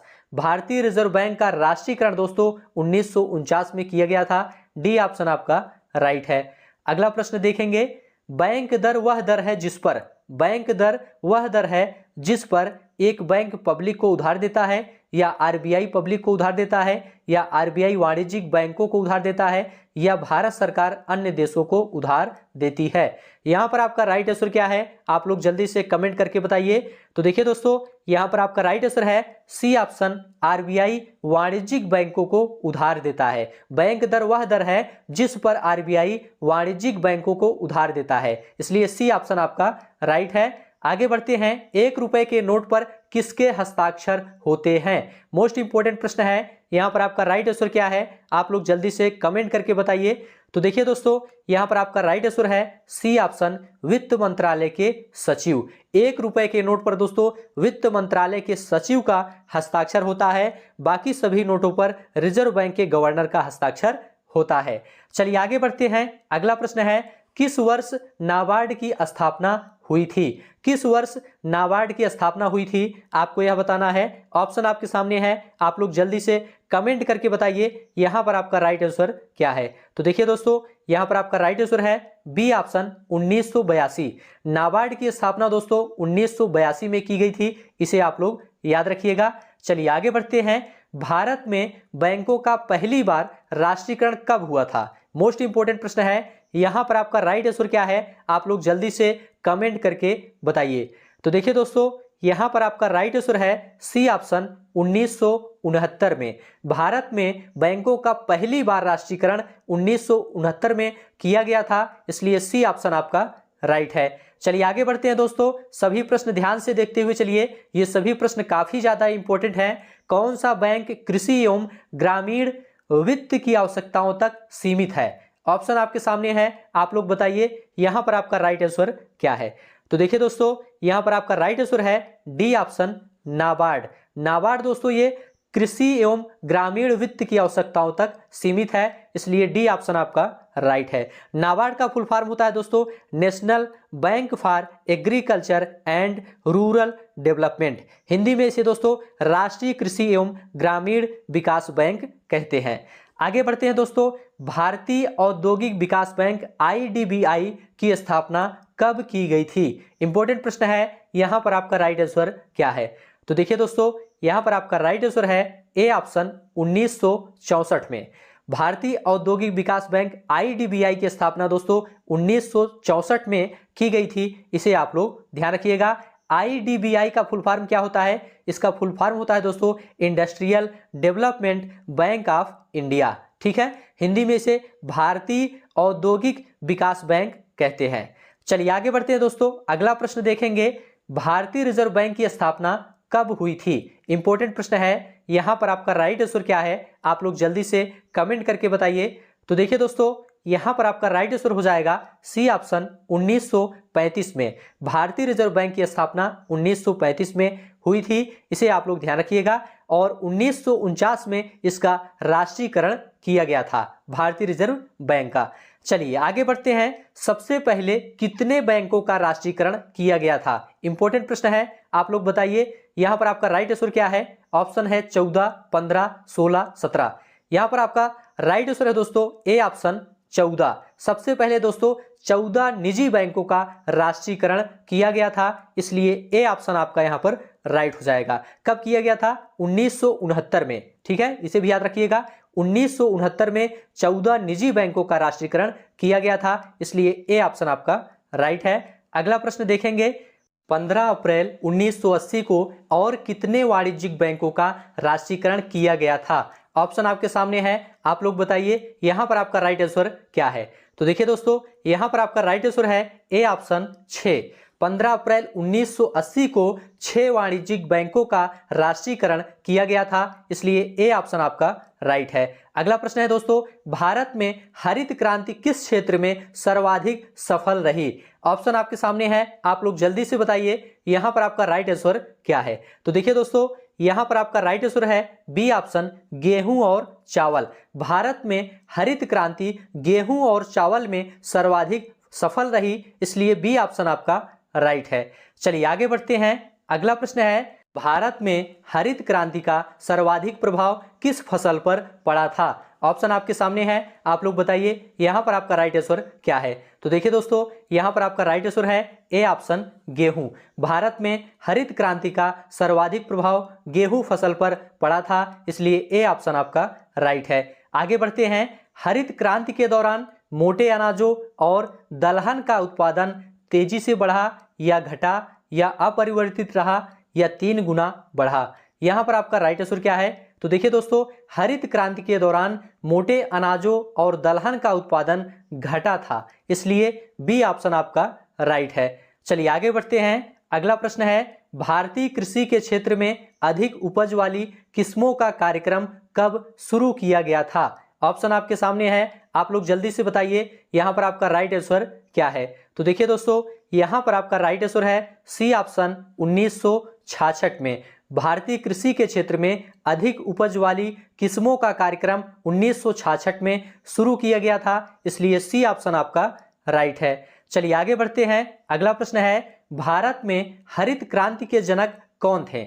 ऑप्शन आपके सामने है, आप लोग बताइए यहां पर आपका राइट आंसर क्या है। तो देखिए दोस्तों, यहां पर आपका राइट आंसर है C option, M S Swaminathan. Bharat में हरित क्रांति के जनक एम एस स्वामीनाथन थे, इसलिए सी ऑप्शन आपका राइट है। चलिए आगे बढ़ते हैं। सभी प्रश्न ध्यान से देखिए, ये सभी प्रश्न काफी ज्यादा इंपॉर्टेंट हैं। विश्व में हरित क्रांति के जनक माने जाते हैं। ऑप्शन आपके सामने है, आप लोग बताइए यहां पर आपका राइट आंसर क्या है। तो देखिए दोस्तों, यहां पर आपका राइट आंसर है ए ऑप्शन, नॉर्मन बोरलाग। विश्व में हरित क्रांति के जनक नॉर्मन बोरलाग हैं, इसलिए ए ऑप्शन आपका राइट है। आगे बढ़ते हैं। भारत में हरित क्रांति की शुरुआत कब हुई? ऑप्शन आपके सामने है, आप लोग बताइए यहां पर आपका राइट आंसर क्या है। तो देखिए दोस्तों, यहां पर आपका राइट आंसर है सी ऑप्शन, 1966-67। भारत में हरित क्रांति की शुरुआत 1966-67 में हुई थी, इसलिए सी ऑप्शन आपका राइट है। आगे बढ़ते हैं। ऑपरेशन फ्लड कार्यक्रम का प्रारंभ कब हुआ था? इंपॉर्टेंट प्रश्न है। यहां पर आपका राइट आंसर क्या है? तो देखिए दोस्तों, यहां पर आपका राइट आंसर है बी ऑप्शन, 1970। ऑपरेशन फ्लड कार्यक्रम दोस्तों 1970 में प्रारंभ किया गया था, इसलिए बी ऑप्शन आपका राइट है। ऑपरेशन फ्लड का संबंध दोस्तों दुग्ध उत्पादन से है, इसे आप लोग ध्यान रखिएगा। ऑपरेशन फ्लड को श्वेत क्रांति भी कहा जाता है। यहां पर आपका बी ऑप्शन राइट है। आगे बढ़ते हैं। भारत में श्वेत क्रांति के जनक माने जाते हैं। ऑप्शन आपके सामने है, आप लोग बताइए यहां पर आपका राइट आंसर क्या है। मोस्ट इंपोर्टेंट प्रश्न है। तो देखिए दोस्तों, भारत में श्वेत क्रांति के जनक डॉक्टर वर्गीस कुरियन हैं, इसलिए ए ऑप्शन आपका राइट है। चलिए आगे बढ़ते हैं। अगला प्रश्न है, नीली क्रांति का संबंध निम्नलिखित में से किससे है? ऑप्शन आपके सामने है, आप लोग बताइए यहां पर आपका राइट आंसर क्या है। तो देखिए दोस्तों, यहां पर आपका राइट आंसर है सी ऑप्शन, मत्स्य पालन से। नीली क्रांति का संबंध दोस्तों मत्स्य पालन से है, इसलिए सी ऑप्शन आपका राइट है। आगे बढ़ते हैं। निम्नलिखित में से किस क्रांति ने तिलहनों के उत्पादन में वृद्धि उत्पन्न की? ऑप्शन आपके सामने है, आप लोग बताइए यहां पर आपका राइट आंसर क्या है। तो देखिए दोस्तों, यहां पर आपका राइट आंसर है डी ऑप्शन, पीली क्रांति। पीली क्रांति ने दोस्तों तिलहनों के उत्पादन में वृद्धि उत्पन्न की थी, इसलिए डी ऑप्शन आपका राइट है। आगे बढ़ते हैं। ऑपरेशन फ्लड कार्यक्रम किस पर केंद्रित था? इंपॉर्टेंट प्रश्न है। यहां पर आपका राइट आंसर क्या है, आप लोग जल्दी से कमेंट करके बताइए। तो देखिए दोस्तों, यहां पर आपका राइट आंसर है सी ऑप्शन, दुग्ध उत्पादन बढ़ाने के लिए। ऑपरेशन फ्लड कार्यक्रम दोस्तों दुग्ध उत्पादन बढ़ाने पर केंद्रित था, इसलिए सी ऑप्शन आपका राइट है। देखिए दोस्तों, ऑपरेशन फ्लड 1970 में शुरू किया गया था, इसे आप लोग ध्यान रखिएगा। आगे बढ़ते हैं, खाद्य एवं कृषि संगठन का मुख्यालय स्थित है, कहाँ स्थित है आपको यह बताना है। ऑप्शन है न्यूयॉर्क, पेरिस, जिनेवा, रोम। यहाँ पर आपका राइट आंसर क्या है, जल्दी से कमेंट करके बताइए। तो देखिए दोस्तों, यहाँ पर आपका राइट आंसर है डी ऑप्शन, रोम। देखिए दोस्तों, खाद्य एवं कृषि संगठन का मुख्यालय रोम में स्थित है, इसलिए डी ऑप्शन आपका राइट है। FAO इसका फुल फॉर्म होता है दोस्तों food and agriculture organisation, Hindi में खाद्य एवं कृषि संगठन कहते हैं।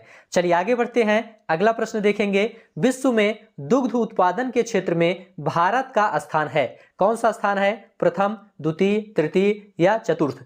यहाँ पर आपका राइट आंसर क्या है, तो देखिए दोस्तों, यहाँ पर आपका राइट आंसर है ए ऑप्शन, प्रथम। विश्व में दुग्ध उत्पादन के क्षेत्र में भारत का पहला स्थान है, इसलिए ए ऑप्शन आपका राइट है। आगे बढ़ते हैं, डॉक्टर नॉर्मन बोरलाग किस देश से थे। ऑप्शन है स्पेन, मैक्सिको, अमेरिका, ऑस्ट्रिया। यहाँ पर आपका राइट आंसर क्या है, आप लोग जल्दी से कमेंट करके बताइए। तो देखिए दोस्तों, यहाँ पर आपका राइट आंसर है C option, America. Doctor Norman Borlaug America के निवासी थे, इसलिए सी ऑप्शन आपका राइट है। आगे बढ़ते हैं, भारतीय दलहन शोध संस्थान स्थित है, कहाँ स्थित है, इलाहाबाद, फैजाबाद, कानपुर, इंदौर। यहाँ पर आपका राइट आंसर क्या है, आप लोग जल्दी से कमेंट करके बताइए। तो देखिए दोस्तों, यहाँ पर आपका राइट आंसर है सी ऑप्शन, कानपुर। भारतीय दलहन शोध संस्थान दोस्तों कानपुर में है, इसलिए सी ऑप्शन आपका राइट है। इंपॉर्टेंट प्रश्न है, इसको आप लोग ध्यान रखिएगा। आगे बढ़ते हैं, स्वर्णिम क्रांति किससे संबंधित है। ऑप्शन आपके सामने है रेशम कीट पालन, उद्यान कृषि, मधुमक्खी पालन, अंगूरोत्पादन। यहाँ पर आपका राइट आंसर क्या है, आप लोग जल्दी से बताइए। तो देखिए दोस्तों, यहाँ पर आपका राइट आंसर है बी ऑप्शन, उद्यान कृषि से। स्वर्णिम क्रांति दोस्तों उद्यान कृषि से संबंधित है, बी ऑप्शन आपका यहाँ पर राइट है। अगला प्रश्न देखेंगे, राष्ट्रीय कृषि अनुसंधान प्रबंधन अकादमी अवस्थित है, कहाँ अवस्थित है आपको यह बताना है। आप लोग बताइए यहाँ पर आपका राइट आंसर क्या है। तो देखिए दोस्तों, यहाँ पर आपका राइट आंसर है बी ऑप्शन, हैदराबाद। राष्ट्रीय कृषि अनुसंधान प्रबंधन अकादमी हैदराबाद में अवस्थित है, इसलिए बी ऑप्शन आपका राइट है। अब यहाँ से दोस्तों वर्ष 1991 में आर्थिक सुधार तथा उसके बाद की अर्थव्यवस्था और वर्ष 2014 के बाद आर्थिक सुधार से संबंधित महत्वपूर्ण तथ्य को देखेंगे। उसके बाद इसी से संबंधित ऑब्जेक्टिव प्रश्न को सॉल्व करेंगे। तो इसे भी आप लोग ध्यान से देखिए, क्योंकि यह भी आपके सिलेबस में दिया गया है। तो चलिए शुरू करते हैं। देखिए दोस्तों, प्रधानमंत्री PV नरसिम्हा राव एवं वित्त मंत्री मनमोहन सिंह ने जुलाई 1991 में आर्थिक सुधार की प्रक्रिया शुरू की। देखिए दोस्तों, PV नरसिम्हा राव के समय में वित्त मंत्री मनमोहन सिंह थे। ये दोनों लोग मिलकर जुलाई 1991 में आर्थिक सुधार की प्रक्रिया शुरू की।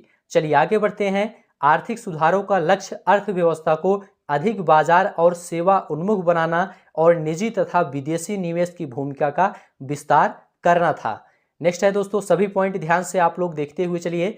विदेशी मुद्रा भंडार असहनीय स्तर तक गिर गया था। सरकार बड़े पैमाने पर कर चोरी के कारण कराधान से राजस्व उत्पन्न करने में सक्षम नहीं थी और सार्वजनिक क्षेत्र में भी उच्च आय की रिपोर्ट नहीं कर रहा था, जिसके कारण 1991 में नई आर्थिक नीति के शुरुआत को प्रेरित किया।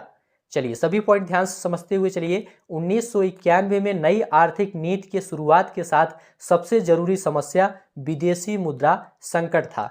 पूछा जाता है 1991 में नई आर्थिक नीति के शुरुआत के साथ सबसे जरूरी समस्या क्या थी, तो विदेशी मुद्रा संकट था। चलिए आगे बढ़ते हैं। भारत सरकार ने उदारीकरण की नीति 1991 में पेश की, जिसे नई आर्थिक नीति या NEP के रूप में जाना जाता है। देखिए दोस्तों, पूछा जाता है भारत सरकार ने उदारीकरण की नीति कब पेश की, तो इसका जवाब है 1991 में। नेक्स्ट पॉइंट है 1991 में आर्थिक नीतियों के उदारीकरण के बाद भारत में विश्व व्यापार में भारत के निर्यात का हिस्सा बढ़ा और FDI में वृद्धि हुई तथा भारत के विदेशी मुद्रा भंडार में काफी वृद्धि हुई। सभी पॉइंट ध्यान से आप लोग देखते हुए चलिए। 1991 में नई आर्थिक नीति के अंतर्गत औद्योगिक सुधार, कर सुधार और वित्तीय सुधार किया गया। चलिए अगला पॉइंट है दोस्तों, 1991 में NEP की शुरुआत तत्कालीन केंद्रीय वित्त मंत्री मनमोहन सिंह ने की थी। पूछा जाता है, इसे आप लोग ध्यान रखिएगा। अगला पॉइंट है NEP के तहत किए गए उपायों को आर्थिक सुधार कहा जाता है। और प्लान्ड इकोनॉमी फॉर इंडिया पुस्तक एम विश्वेश्वरैया द्वारा लिखी गई है। पूछा जाता है एग्जाम में, इसे याद रखिएगा। राजकोषीय घाटा तब उत्पन्न होता है जब सरकारी व्यय सरकारी राजस्व से अधिक होता है, इसीलिए शेष राशि को उधार के माध्यम से पूरा किया जाता है। तो राजकोषीय घाटा किसे कहते हैं, इसे आप लोग ध्यान से देख लीजिए। आगे बढ़ते हैं। विदेशी मुद्रा भंडार देश के केंद्रीय बैंक द्वारा रखे गए विदेशी मुद्राओं के स्टॉक को संदर्भित करता है। इसे भी आप लोग ध्यान रखिएगा। सभी पॉइंट इंपॉर्टेंट है, ध्यान से आप लोग देखते हुए चलिए। इसके बाद इसी से रिलेटेड ऑब्जेक्टिव प्रश्न आपको देखने को मिलेगा। आर्थिक संकट के दौरान कोई भी देश या वित्तीय ऋणदाता भारत को उधार देने को तैयार नहीं था, इसलिए भारत ने पुनर्निर्माण और विकास के लिए अंतर्राष्ट्रीय बैंक IBRD से संपर्क किया, जिसे विश्व बैंक और अंतर्राष्ट्रीय मुद्रा कोष के रूप में जाना जाता है, और संकट के प्रबंधन के लिए ऋण के रूप में 7 बिलियन ऋण प्राप्त किया। सभी पॉइंट ध्यान से देखते हुए चलिए। PSU का मतलब सार्वजनिक क्षेत्र का उपक्रम है।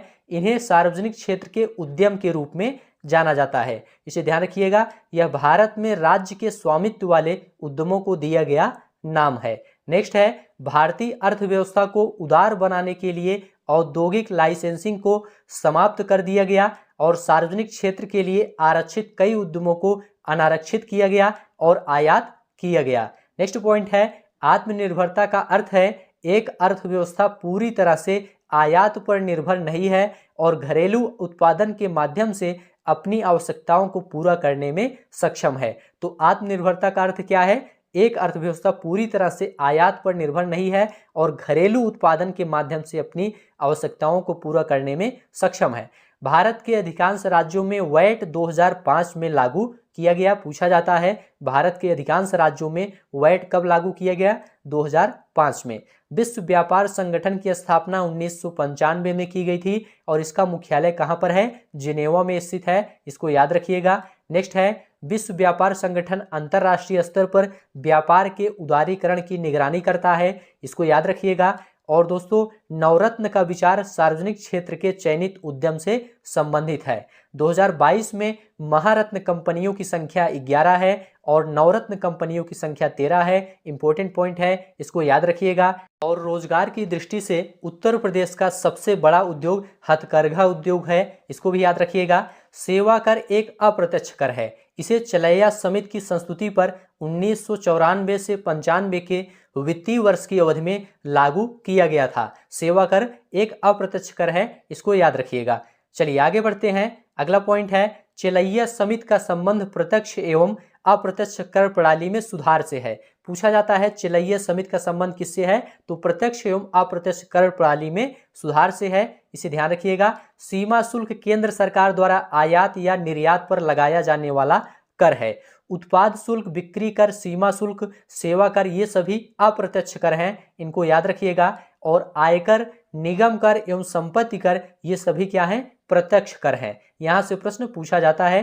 राजकोषीय उत्तरदायित्व और बजट प्रबंधन अधिनियम 26 अगस्त 2003 को अधिनियमित किया गया, जो 5 जुलाई 2004 से प्रभावी है, इसको याद रखिएगा। नेक्स्ट है, भारत में न्यूनतम वैकल्पिक कर मैट का समावेश 1996 से 97 में किया गया था। नेक्स्ट पॉइंट है दोस्तों, भारत निर्माण कार्यक्रम केंद्र सरकार द्वारा वर्ष 2005 में प्रारंभ किया गया।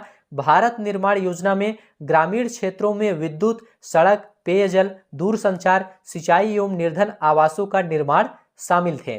चलिए आगे बढ़ते हैं। राष्ट्रीय ग्रामीण रोजगार गारंटी योजना 2 फरवरी 2006 से प्रारंभ की गई है, इसे याद रखिएगा। और 2 अक्टूबर 2009 को राष्ट्रीय ग्रामीण रोजगार गारंटी अधिनियम का पुनर्नामकरण करके क्या किया गया, महात्मा गांधी राष्ट्रीय रोजगार गारंटी अधिनियम कर दिया गया। ठीक है। और स्टाम्प शुल्क का आरोपण केंद्र करता है, किंतु उसका संग्रह और विनियोजन राज्य करते हैं, मतलब व्यय राज्य करता है।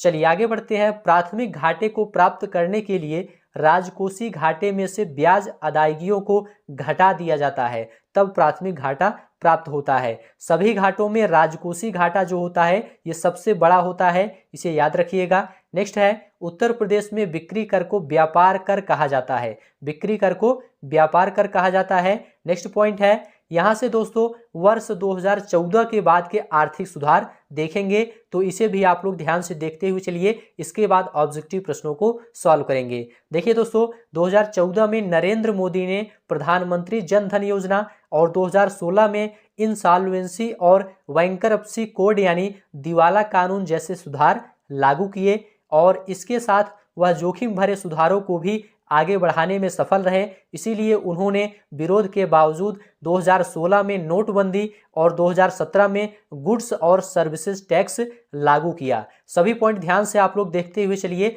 जीएसटी देश की आज़ादी के बाद से सबसे पेचीदा आर्थिक कानून था और 8 नवंबर 2016 को भारत सरकार ने महात्मा गांधी श्रृंखला के सभी 500 रुपये और 1000 रुपये के नोटों के विमुद्रीकरण की घोषणा की। इसने विमुद्रीकृत बैंक नोटों के बदले में 500 रुपये और 2000 रुपये के नए नोट जारी करने की भी घोषणा की। आगे है दोस्तों, प्रधानमंत्री नरेंद्र मोदी ने दावा किया कि कार्रवाई कैशलेस लेन देन में वृद्धि करेगी और अवैध गतिविधियों और आतंकवाद को निधि देने के लिए अवैध और नकली नकदी के उपयोग को कम करेगी। नेक्स्ट पॉइंट है दोस्तों, प्रधानमंत्री जन धन योजना, संक्षेप में इसे PMJDY कहा जाता है, भारत में वित्तीय समावेशन पर राष्ट्रीय मिशन है। प्रधानमंत्री जन धन योजना क्या है? भारत में वित्तीय समावेशन पर एक राष्ट्रीय मिशन है और जिसका उद्देश्य देश भर में सभी परिवारों को बैंकिंग सुविधाएं मुहैया कराना और हर परिवार का बैंक खाता खोलना है जन धन योजना के अंतर्गत। नेक्स्ट है, इस योजना की घोषणा 15 अगस्त 2014 को तथा इसका शुभारंभ 28 अगस्त 2014 को भारतीय प्रधानमंत्री श्री नरेंद्र मोदी ने किया। नेक्स्ट पॉइंट है, इस परियोजना की औपचारिक शुरुआत से पहले प्रधानमंत्री ने सभी बैंकों को ईमेल भेजा जिसमें उन्होंने हर परिवार के लिए बैंक खाता को एक राष्ट्रीय प्राथमिकता घोषित किया और 7 करोड़ से भी अधिक परिवारों को इस योजना में प्रवेश देने और उनका खाता खोलने के लिए सभी बैंकों को कमर कसने को कहा था। चलिए अगला पॉइंट है, योजना के उद्घाटन के दिन ही 1.5 करोड़ बैंक खाते खोले गए। नेक्स्ट है जीएसटी। यहां से दोस्तों जीएसटी के बारे में देखेंगे, उसके बाद ऑब्जेक्टिव प्रश्नों को सॉल्व करेंगे।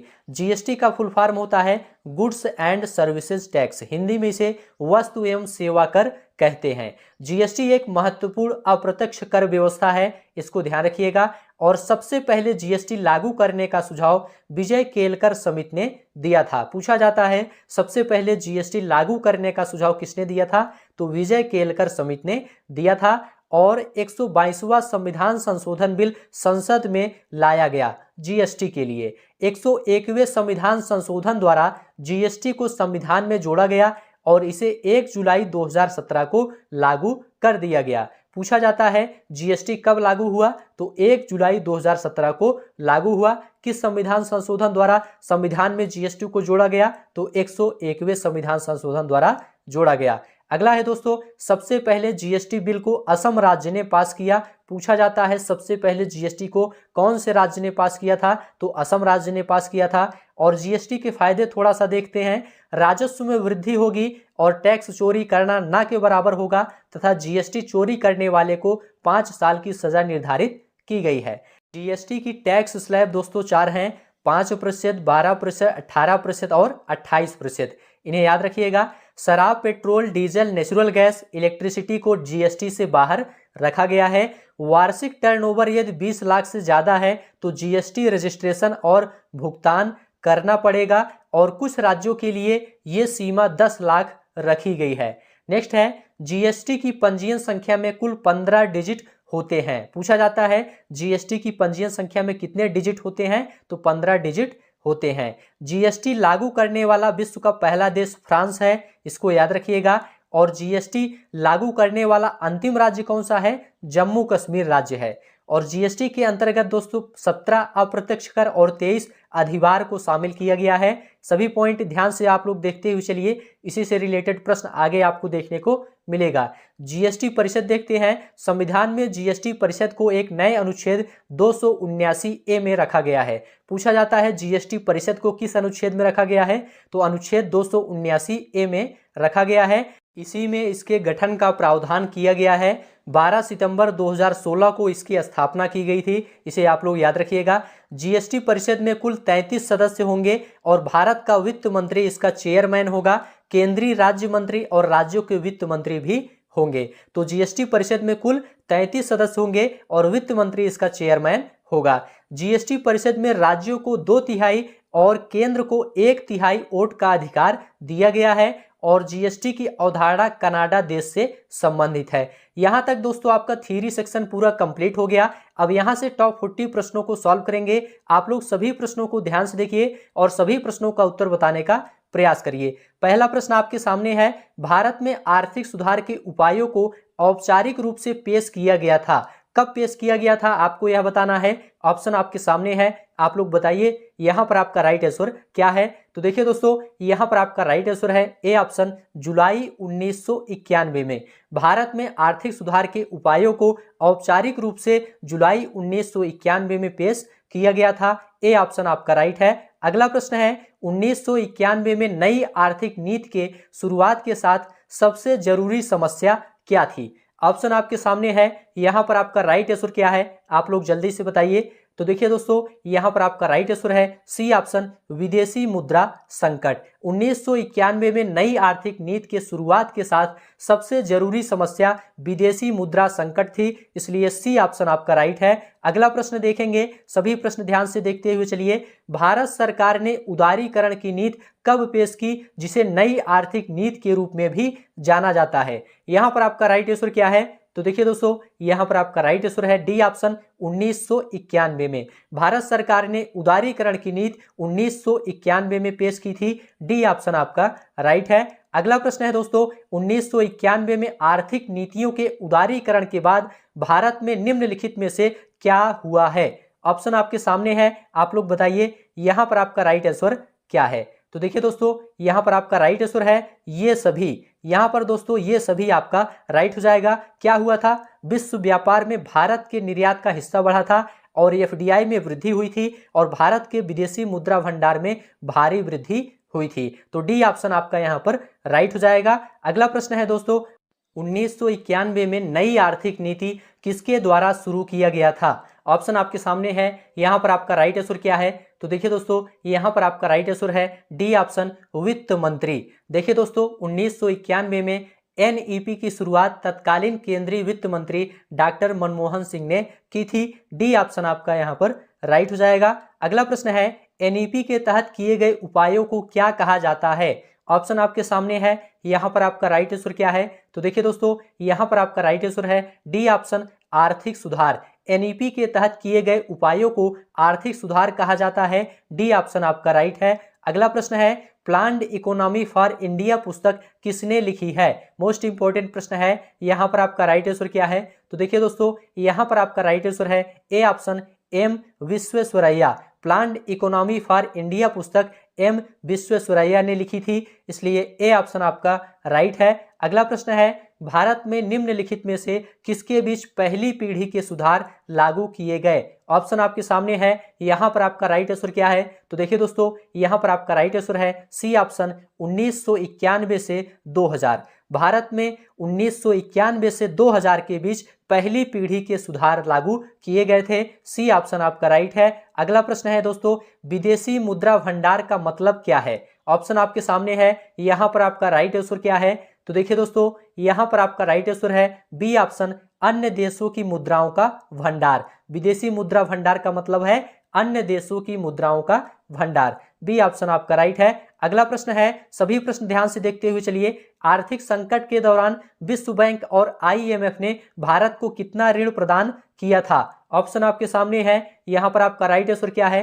तो देखिए दोस्तों, यहां पर आपका राइट आंसर है ए ऑप्शन, 7 अरब। आर्थिक संकट के दौरान विश्व बैंक और आईएमएफ ने भारत को 7 अरब ऋण प्रदान किया था। ए ऑप्शन आपका राइट है। अगला प्रश्न देखेंगे, पीएसयू क्या है?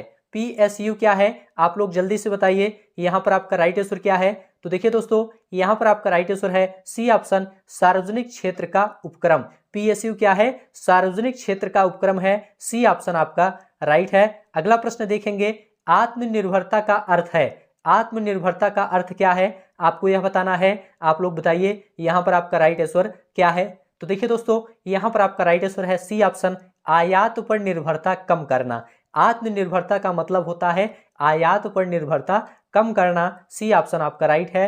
अगला प्रश्न देखेंगे, भारत के अधिकांश राज्यों में वैट कब लागू किया गया था? ऑप्शन आपके सामने है, आप लोग बताइए यहां पर आपका राइट आंसर क्या है। तो देखिए दोस्तों, यहां पर आपका राइट आंसर है सी ऑप्शन 2005। भारत के अधिकांश राज्यों में 2005 में वैट लागू किया गया था, सी ऑप्शन आपका राइट है। अगला प्रश्न है, विश्व व्यापार संगठन की स्थापना कब हुई थी? ऑप्शन आपके सामने है, आप लोग बताइए यहां पर आपका राइट आंसर क्या है। तो देखिए दोस्तों, यहां पर आपका राइट आंसर है डी ऑप्शन 1995। विश्व व्यापार संगठन की स्थापना 1995 में हुई थी और इसका मुख्यालय जिनेवा में स्थित है, इसे भी आप लोग ध्यान रखिएगा। आगे बढ़ते हैं, फरवरी 2022 तक महारत्न कंपनियों की संख्या कितनी है? ऑप्शन आपके सामने है, आप लोग बताइए यहां पर आपका राइट आंसर क्या है। तो देखिए दोस्तों, यहां पर आपका राइट आंसर है ए ऑप्शन 11। फरवरी 2022 तक महारत्न कंपनियों की संख्या 11 है, ए ऑप्शन आपका राइट है। अगला प्रश्न है, निम्न में से कौन सा अप्रत्यक्ष कर है? ऑप्शन आपके सामने है, आप लोग जल्दी से बताइए यहां पर आपका राइट आंसर क्या है।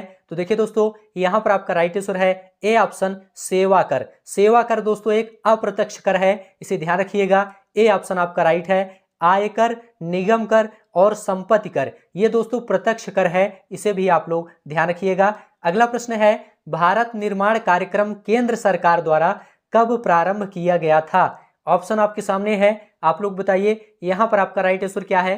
तो देखिए दोस्तों, यहां पर आपका राइट आंसर है ए ऑप्शन 2005। भारत निर्माण कार्यक्रम केंद्र सरकार द्वारा 2005 में प्रारंभ किया गया था, ए ऑप्शन आपका राइट है। अगला प्रश्न देखेंगे, राष्ट्रीय ग्रामीण रोजगार गारंटी योजना कब प्रारंभ की गई थी? ऑप्शन आपके सामने है, आप लोग बताइए यहां पर आपका राइट आंसर क्या है। तो देखिए दोस्तों, यहां पर आपका राइट आंसर है डी ऑप्शन 2006। राष्ट्रीय ग्रामीण रोजगार गारंटी योजना 2 फरवरी 2006 को प्रारंभ की गई थी, डी ऑप्शन आपका राइट है। अगला प्रश्न देखेंगे, चलैया समिति का संबंध किससे है? मोस्ट इंपोर्टेंट प्रश्न है, यहां पर आपका राइट आंसर क्या है। तो देखिए दोस्तों, यहां पर आपका राइट आंसर है ए ऑप्शन प्रत्यक्ष एवं अप्रत्यक्ष कर प्रणाली में सुधार। चलैया समिति का संबंध प्रत्यक्ष एवं अप्रत्यक्ष कर प्रणाली में सुधार से है, इसलिए ए ऑप्शन आपका राइट है। अगला प्रश्न देखेंगे, राजकोषीय उत्तरदायित्व और बजट प्रबंधन अधिनियम कब प्रभावी हुआ? ऑप्शन आपके सामने है, आप लोग बताइए यहां पर आपका राइट आंसर क्या है। तो देखिए दोस्तों, यहां पर आपका राइट आंसर है बी ऑप्शन 2004। राजकोषीय उत्तरदायित्व और बजट प्रबंधन अधिनियम 2004 को प्रभावी हुआ था, बी ऑप्शन आपका राइट है। अगला प्रश्न है, भारत में नवीनतम विमुद्रीकरण कार्यक्रम कब हुआ था? ऑप्शन आपके सामने है, यहां पर आपका राइट आंसर क्या है। तो देखिए दोस्तों, यहां पर आपका राइट आंसर है डी ऑप्शन 2016। भारत में नवीनतम विमुद्रीकरण 2016 में हुआ था, इसलिए डी ऑप्शन आपका राइट है। अगला प्रश्न देखेंगे, 2016 के विमुद्रीकरण के दौरान भारत के प्रधानमंत्री कौन थे? ऑप्शन आपके सामने है, यहां पर आपका राइट आंसर क्या है। तो देखिए दोस्तों, यहां पर आपका राइट आंसर है सी ऑप्शन नरेंद्र मोदी। 2016 के विमुद्रीकरण के दौरान भारत के प्रधानमंत्री नरेंद्र मोदी थे, सी ऑप्शन आपका राइट है। अगला प्रश्न है, 2016 में विमुद्रीकरण के बाद जिन संप्रदायों को प्रचलन से बाहर कर दिया गया था वे थे, कौन थे? ऑप्शन आपके सामने है, आप लोग बताइए यहां पर आपका राइट आंसर क्या है। तो देखिए दोस्तों, यहां पर आपका राइट आंसर है बी ऑप्शन 500 और 1000।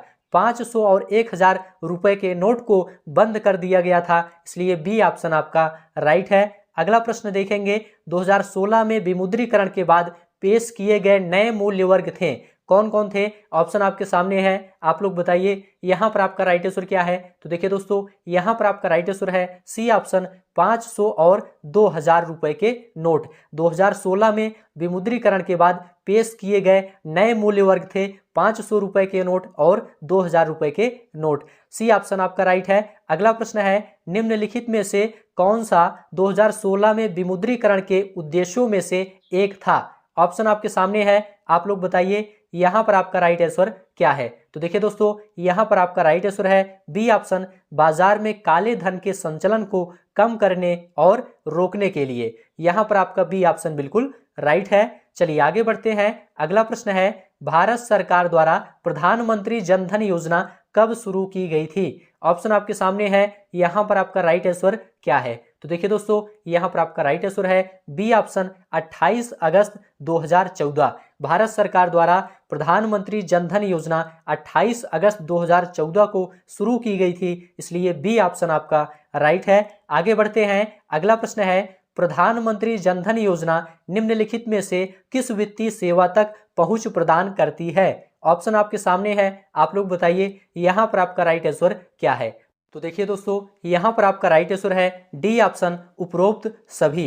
देखिए दोस्तों, प्रधानमंत्री जनधन योजना पेंशन, क्रेडिट, बैंकिंग, बचत और जमा खाते, इन सभी वित्तीय सेवा तक पहुंच प्रदान करती है, इसलिए डी ऑप्शन आपका राइट है। अगला प्रश्न है बैंकिंग सेवाओं से अधिक लोगों को जोड़ने के लिए भारत सरकार द्वारा कौन सी योजना शुरू की गई थी? ऑप्शन आपके सामने है, आप लोग बताइए यहाँ पर आपका राइट आंसर क्या है। तो देखिए दोस्तों, यहाँ पर आपका राइट आंसर है ए ऑप्शन, प्रधानमंत्री जनधन योजना। बैंकिंग सेवाओं से अधिक लोगों को जोड़ने के लिए भारत सरकार द्वारा प्रधानमंत्री जनधन योजना शुरू की गई थी। ए ऑप्शन आपका राइट है।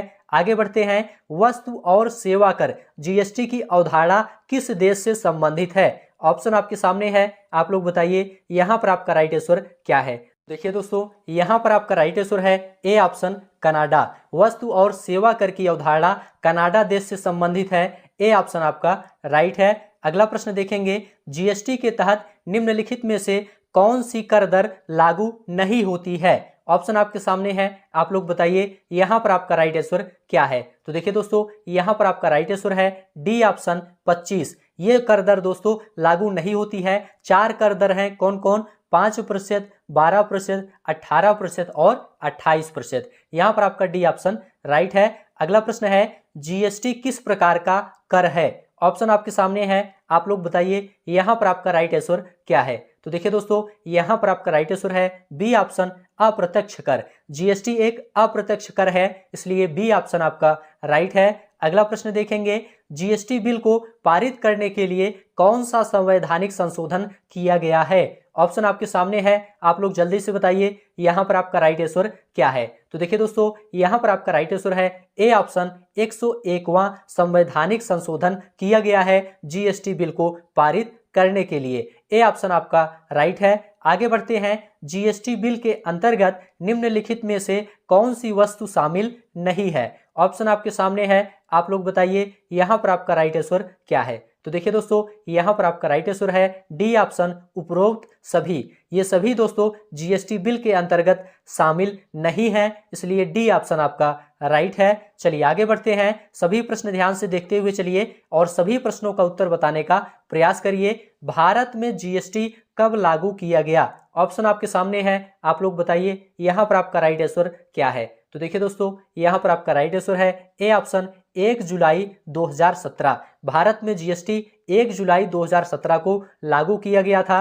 ए ऑप्शन आपका राइट है। आगे बढ़ते हैं, विश्व में सर्वप्रथम जीएसटी किस देश ने लागू किया था? ऑप्शन आपके सामने है, आप लोग बताइए यहाँ पर आपका राइट आंसर क्या है। तो देखिए दोस्तों, यहाँ पर आपका राइट आंसर है ए ऑप्शन, फ्रांस। विश्व में सबसे पहले जीएसटी फ्रांस देश ने लागू किया था। ए ऑप्शन आपका राइट है। चलिए आगे बढ़ते हैं, जीएसटी पास करने वाला भारत का पहला राज्य कौन सा है? ऑप्शन आपके सामने है, आप लोग बताइए यहाँ पर आपका राइट आंसर क्या है। तो देखिए दोस्तों, जीएसटी पास करने वाला भारत का पहला राज्य असम है, इसलिए सी ऑप्शन आपका राइट है। चलिए आगे बढ़ते हैं, जीएसटी लागू करने वाला भारत का अंतिम राज्य कौन है? इंपॉर्टेंट प्रश्न है, यहाँ पर आपका राइट आंसर क्या है। तो देखिए दोस्तों, यहाँ पर आपका राइट आंसर है D option, Jammu Kashmir. GST लागू करने वाला भारत का अंतिम राज्य जम्मू कश्मीर है। डी ऑप्शन आपका राइट है। अगला प्रश्न है, जीएसटी पंजीकरण में कुल कितने डिजिट हैं? ऑप्शन आपके सामने है, आप लोग बताइए यहाँ पर आपका राइट आंसर क्या है। तो देखिए दोस्तों, यहाँ पर आपका राइट आंसर है सी ऑप्शन, 15। जीएसटी पंजीकरण में कुल 15 डिजिट होते हैं। सी ऑप्शन आपका राइट है। चलिए आगे बढ़ते हैं, जीएसटी परिषद को संविधान के किस अनुच्छेद में रखा गया है? ऑप्शन आपके सामने है, आप लोग बताइए यहाँ पर आपका राइट आंसर क्या है। तो देखिए दोस्तों, यहाँ पर आपका राइट आंसर है ए ऑप्शन, अनुच्छेद 279 ए। जीएसटी परिषद को संविधान के अनुच्छेद 279 ए में रखा गया है। ए ऑप्शन आपका राइट है। मोस्ट इंपोर्टेंट प्रश्न है, इसको ध्यान रखिएगा।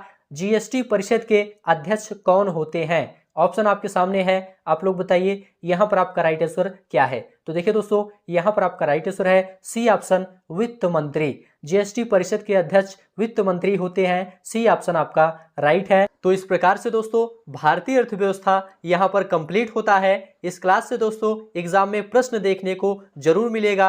आशा है यह क्लास आपको अच्छा लगा है तो चैनल को सब्सक्राइब करिए, दोस्तों में शेयर करिए और कमेंट में लिखकर जरूर बताइए। इस क्लास को यहीं पर समाप्त करते हैं। अब आपको नेक्स्ट क्लास मिलेंगे किसी नए टॉपिक के साथ। तब तक के लिए आप सभी का बहुत बहुत धन्यवाद।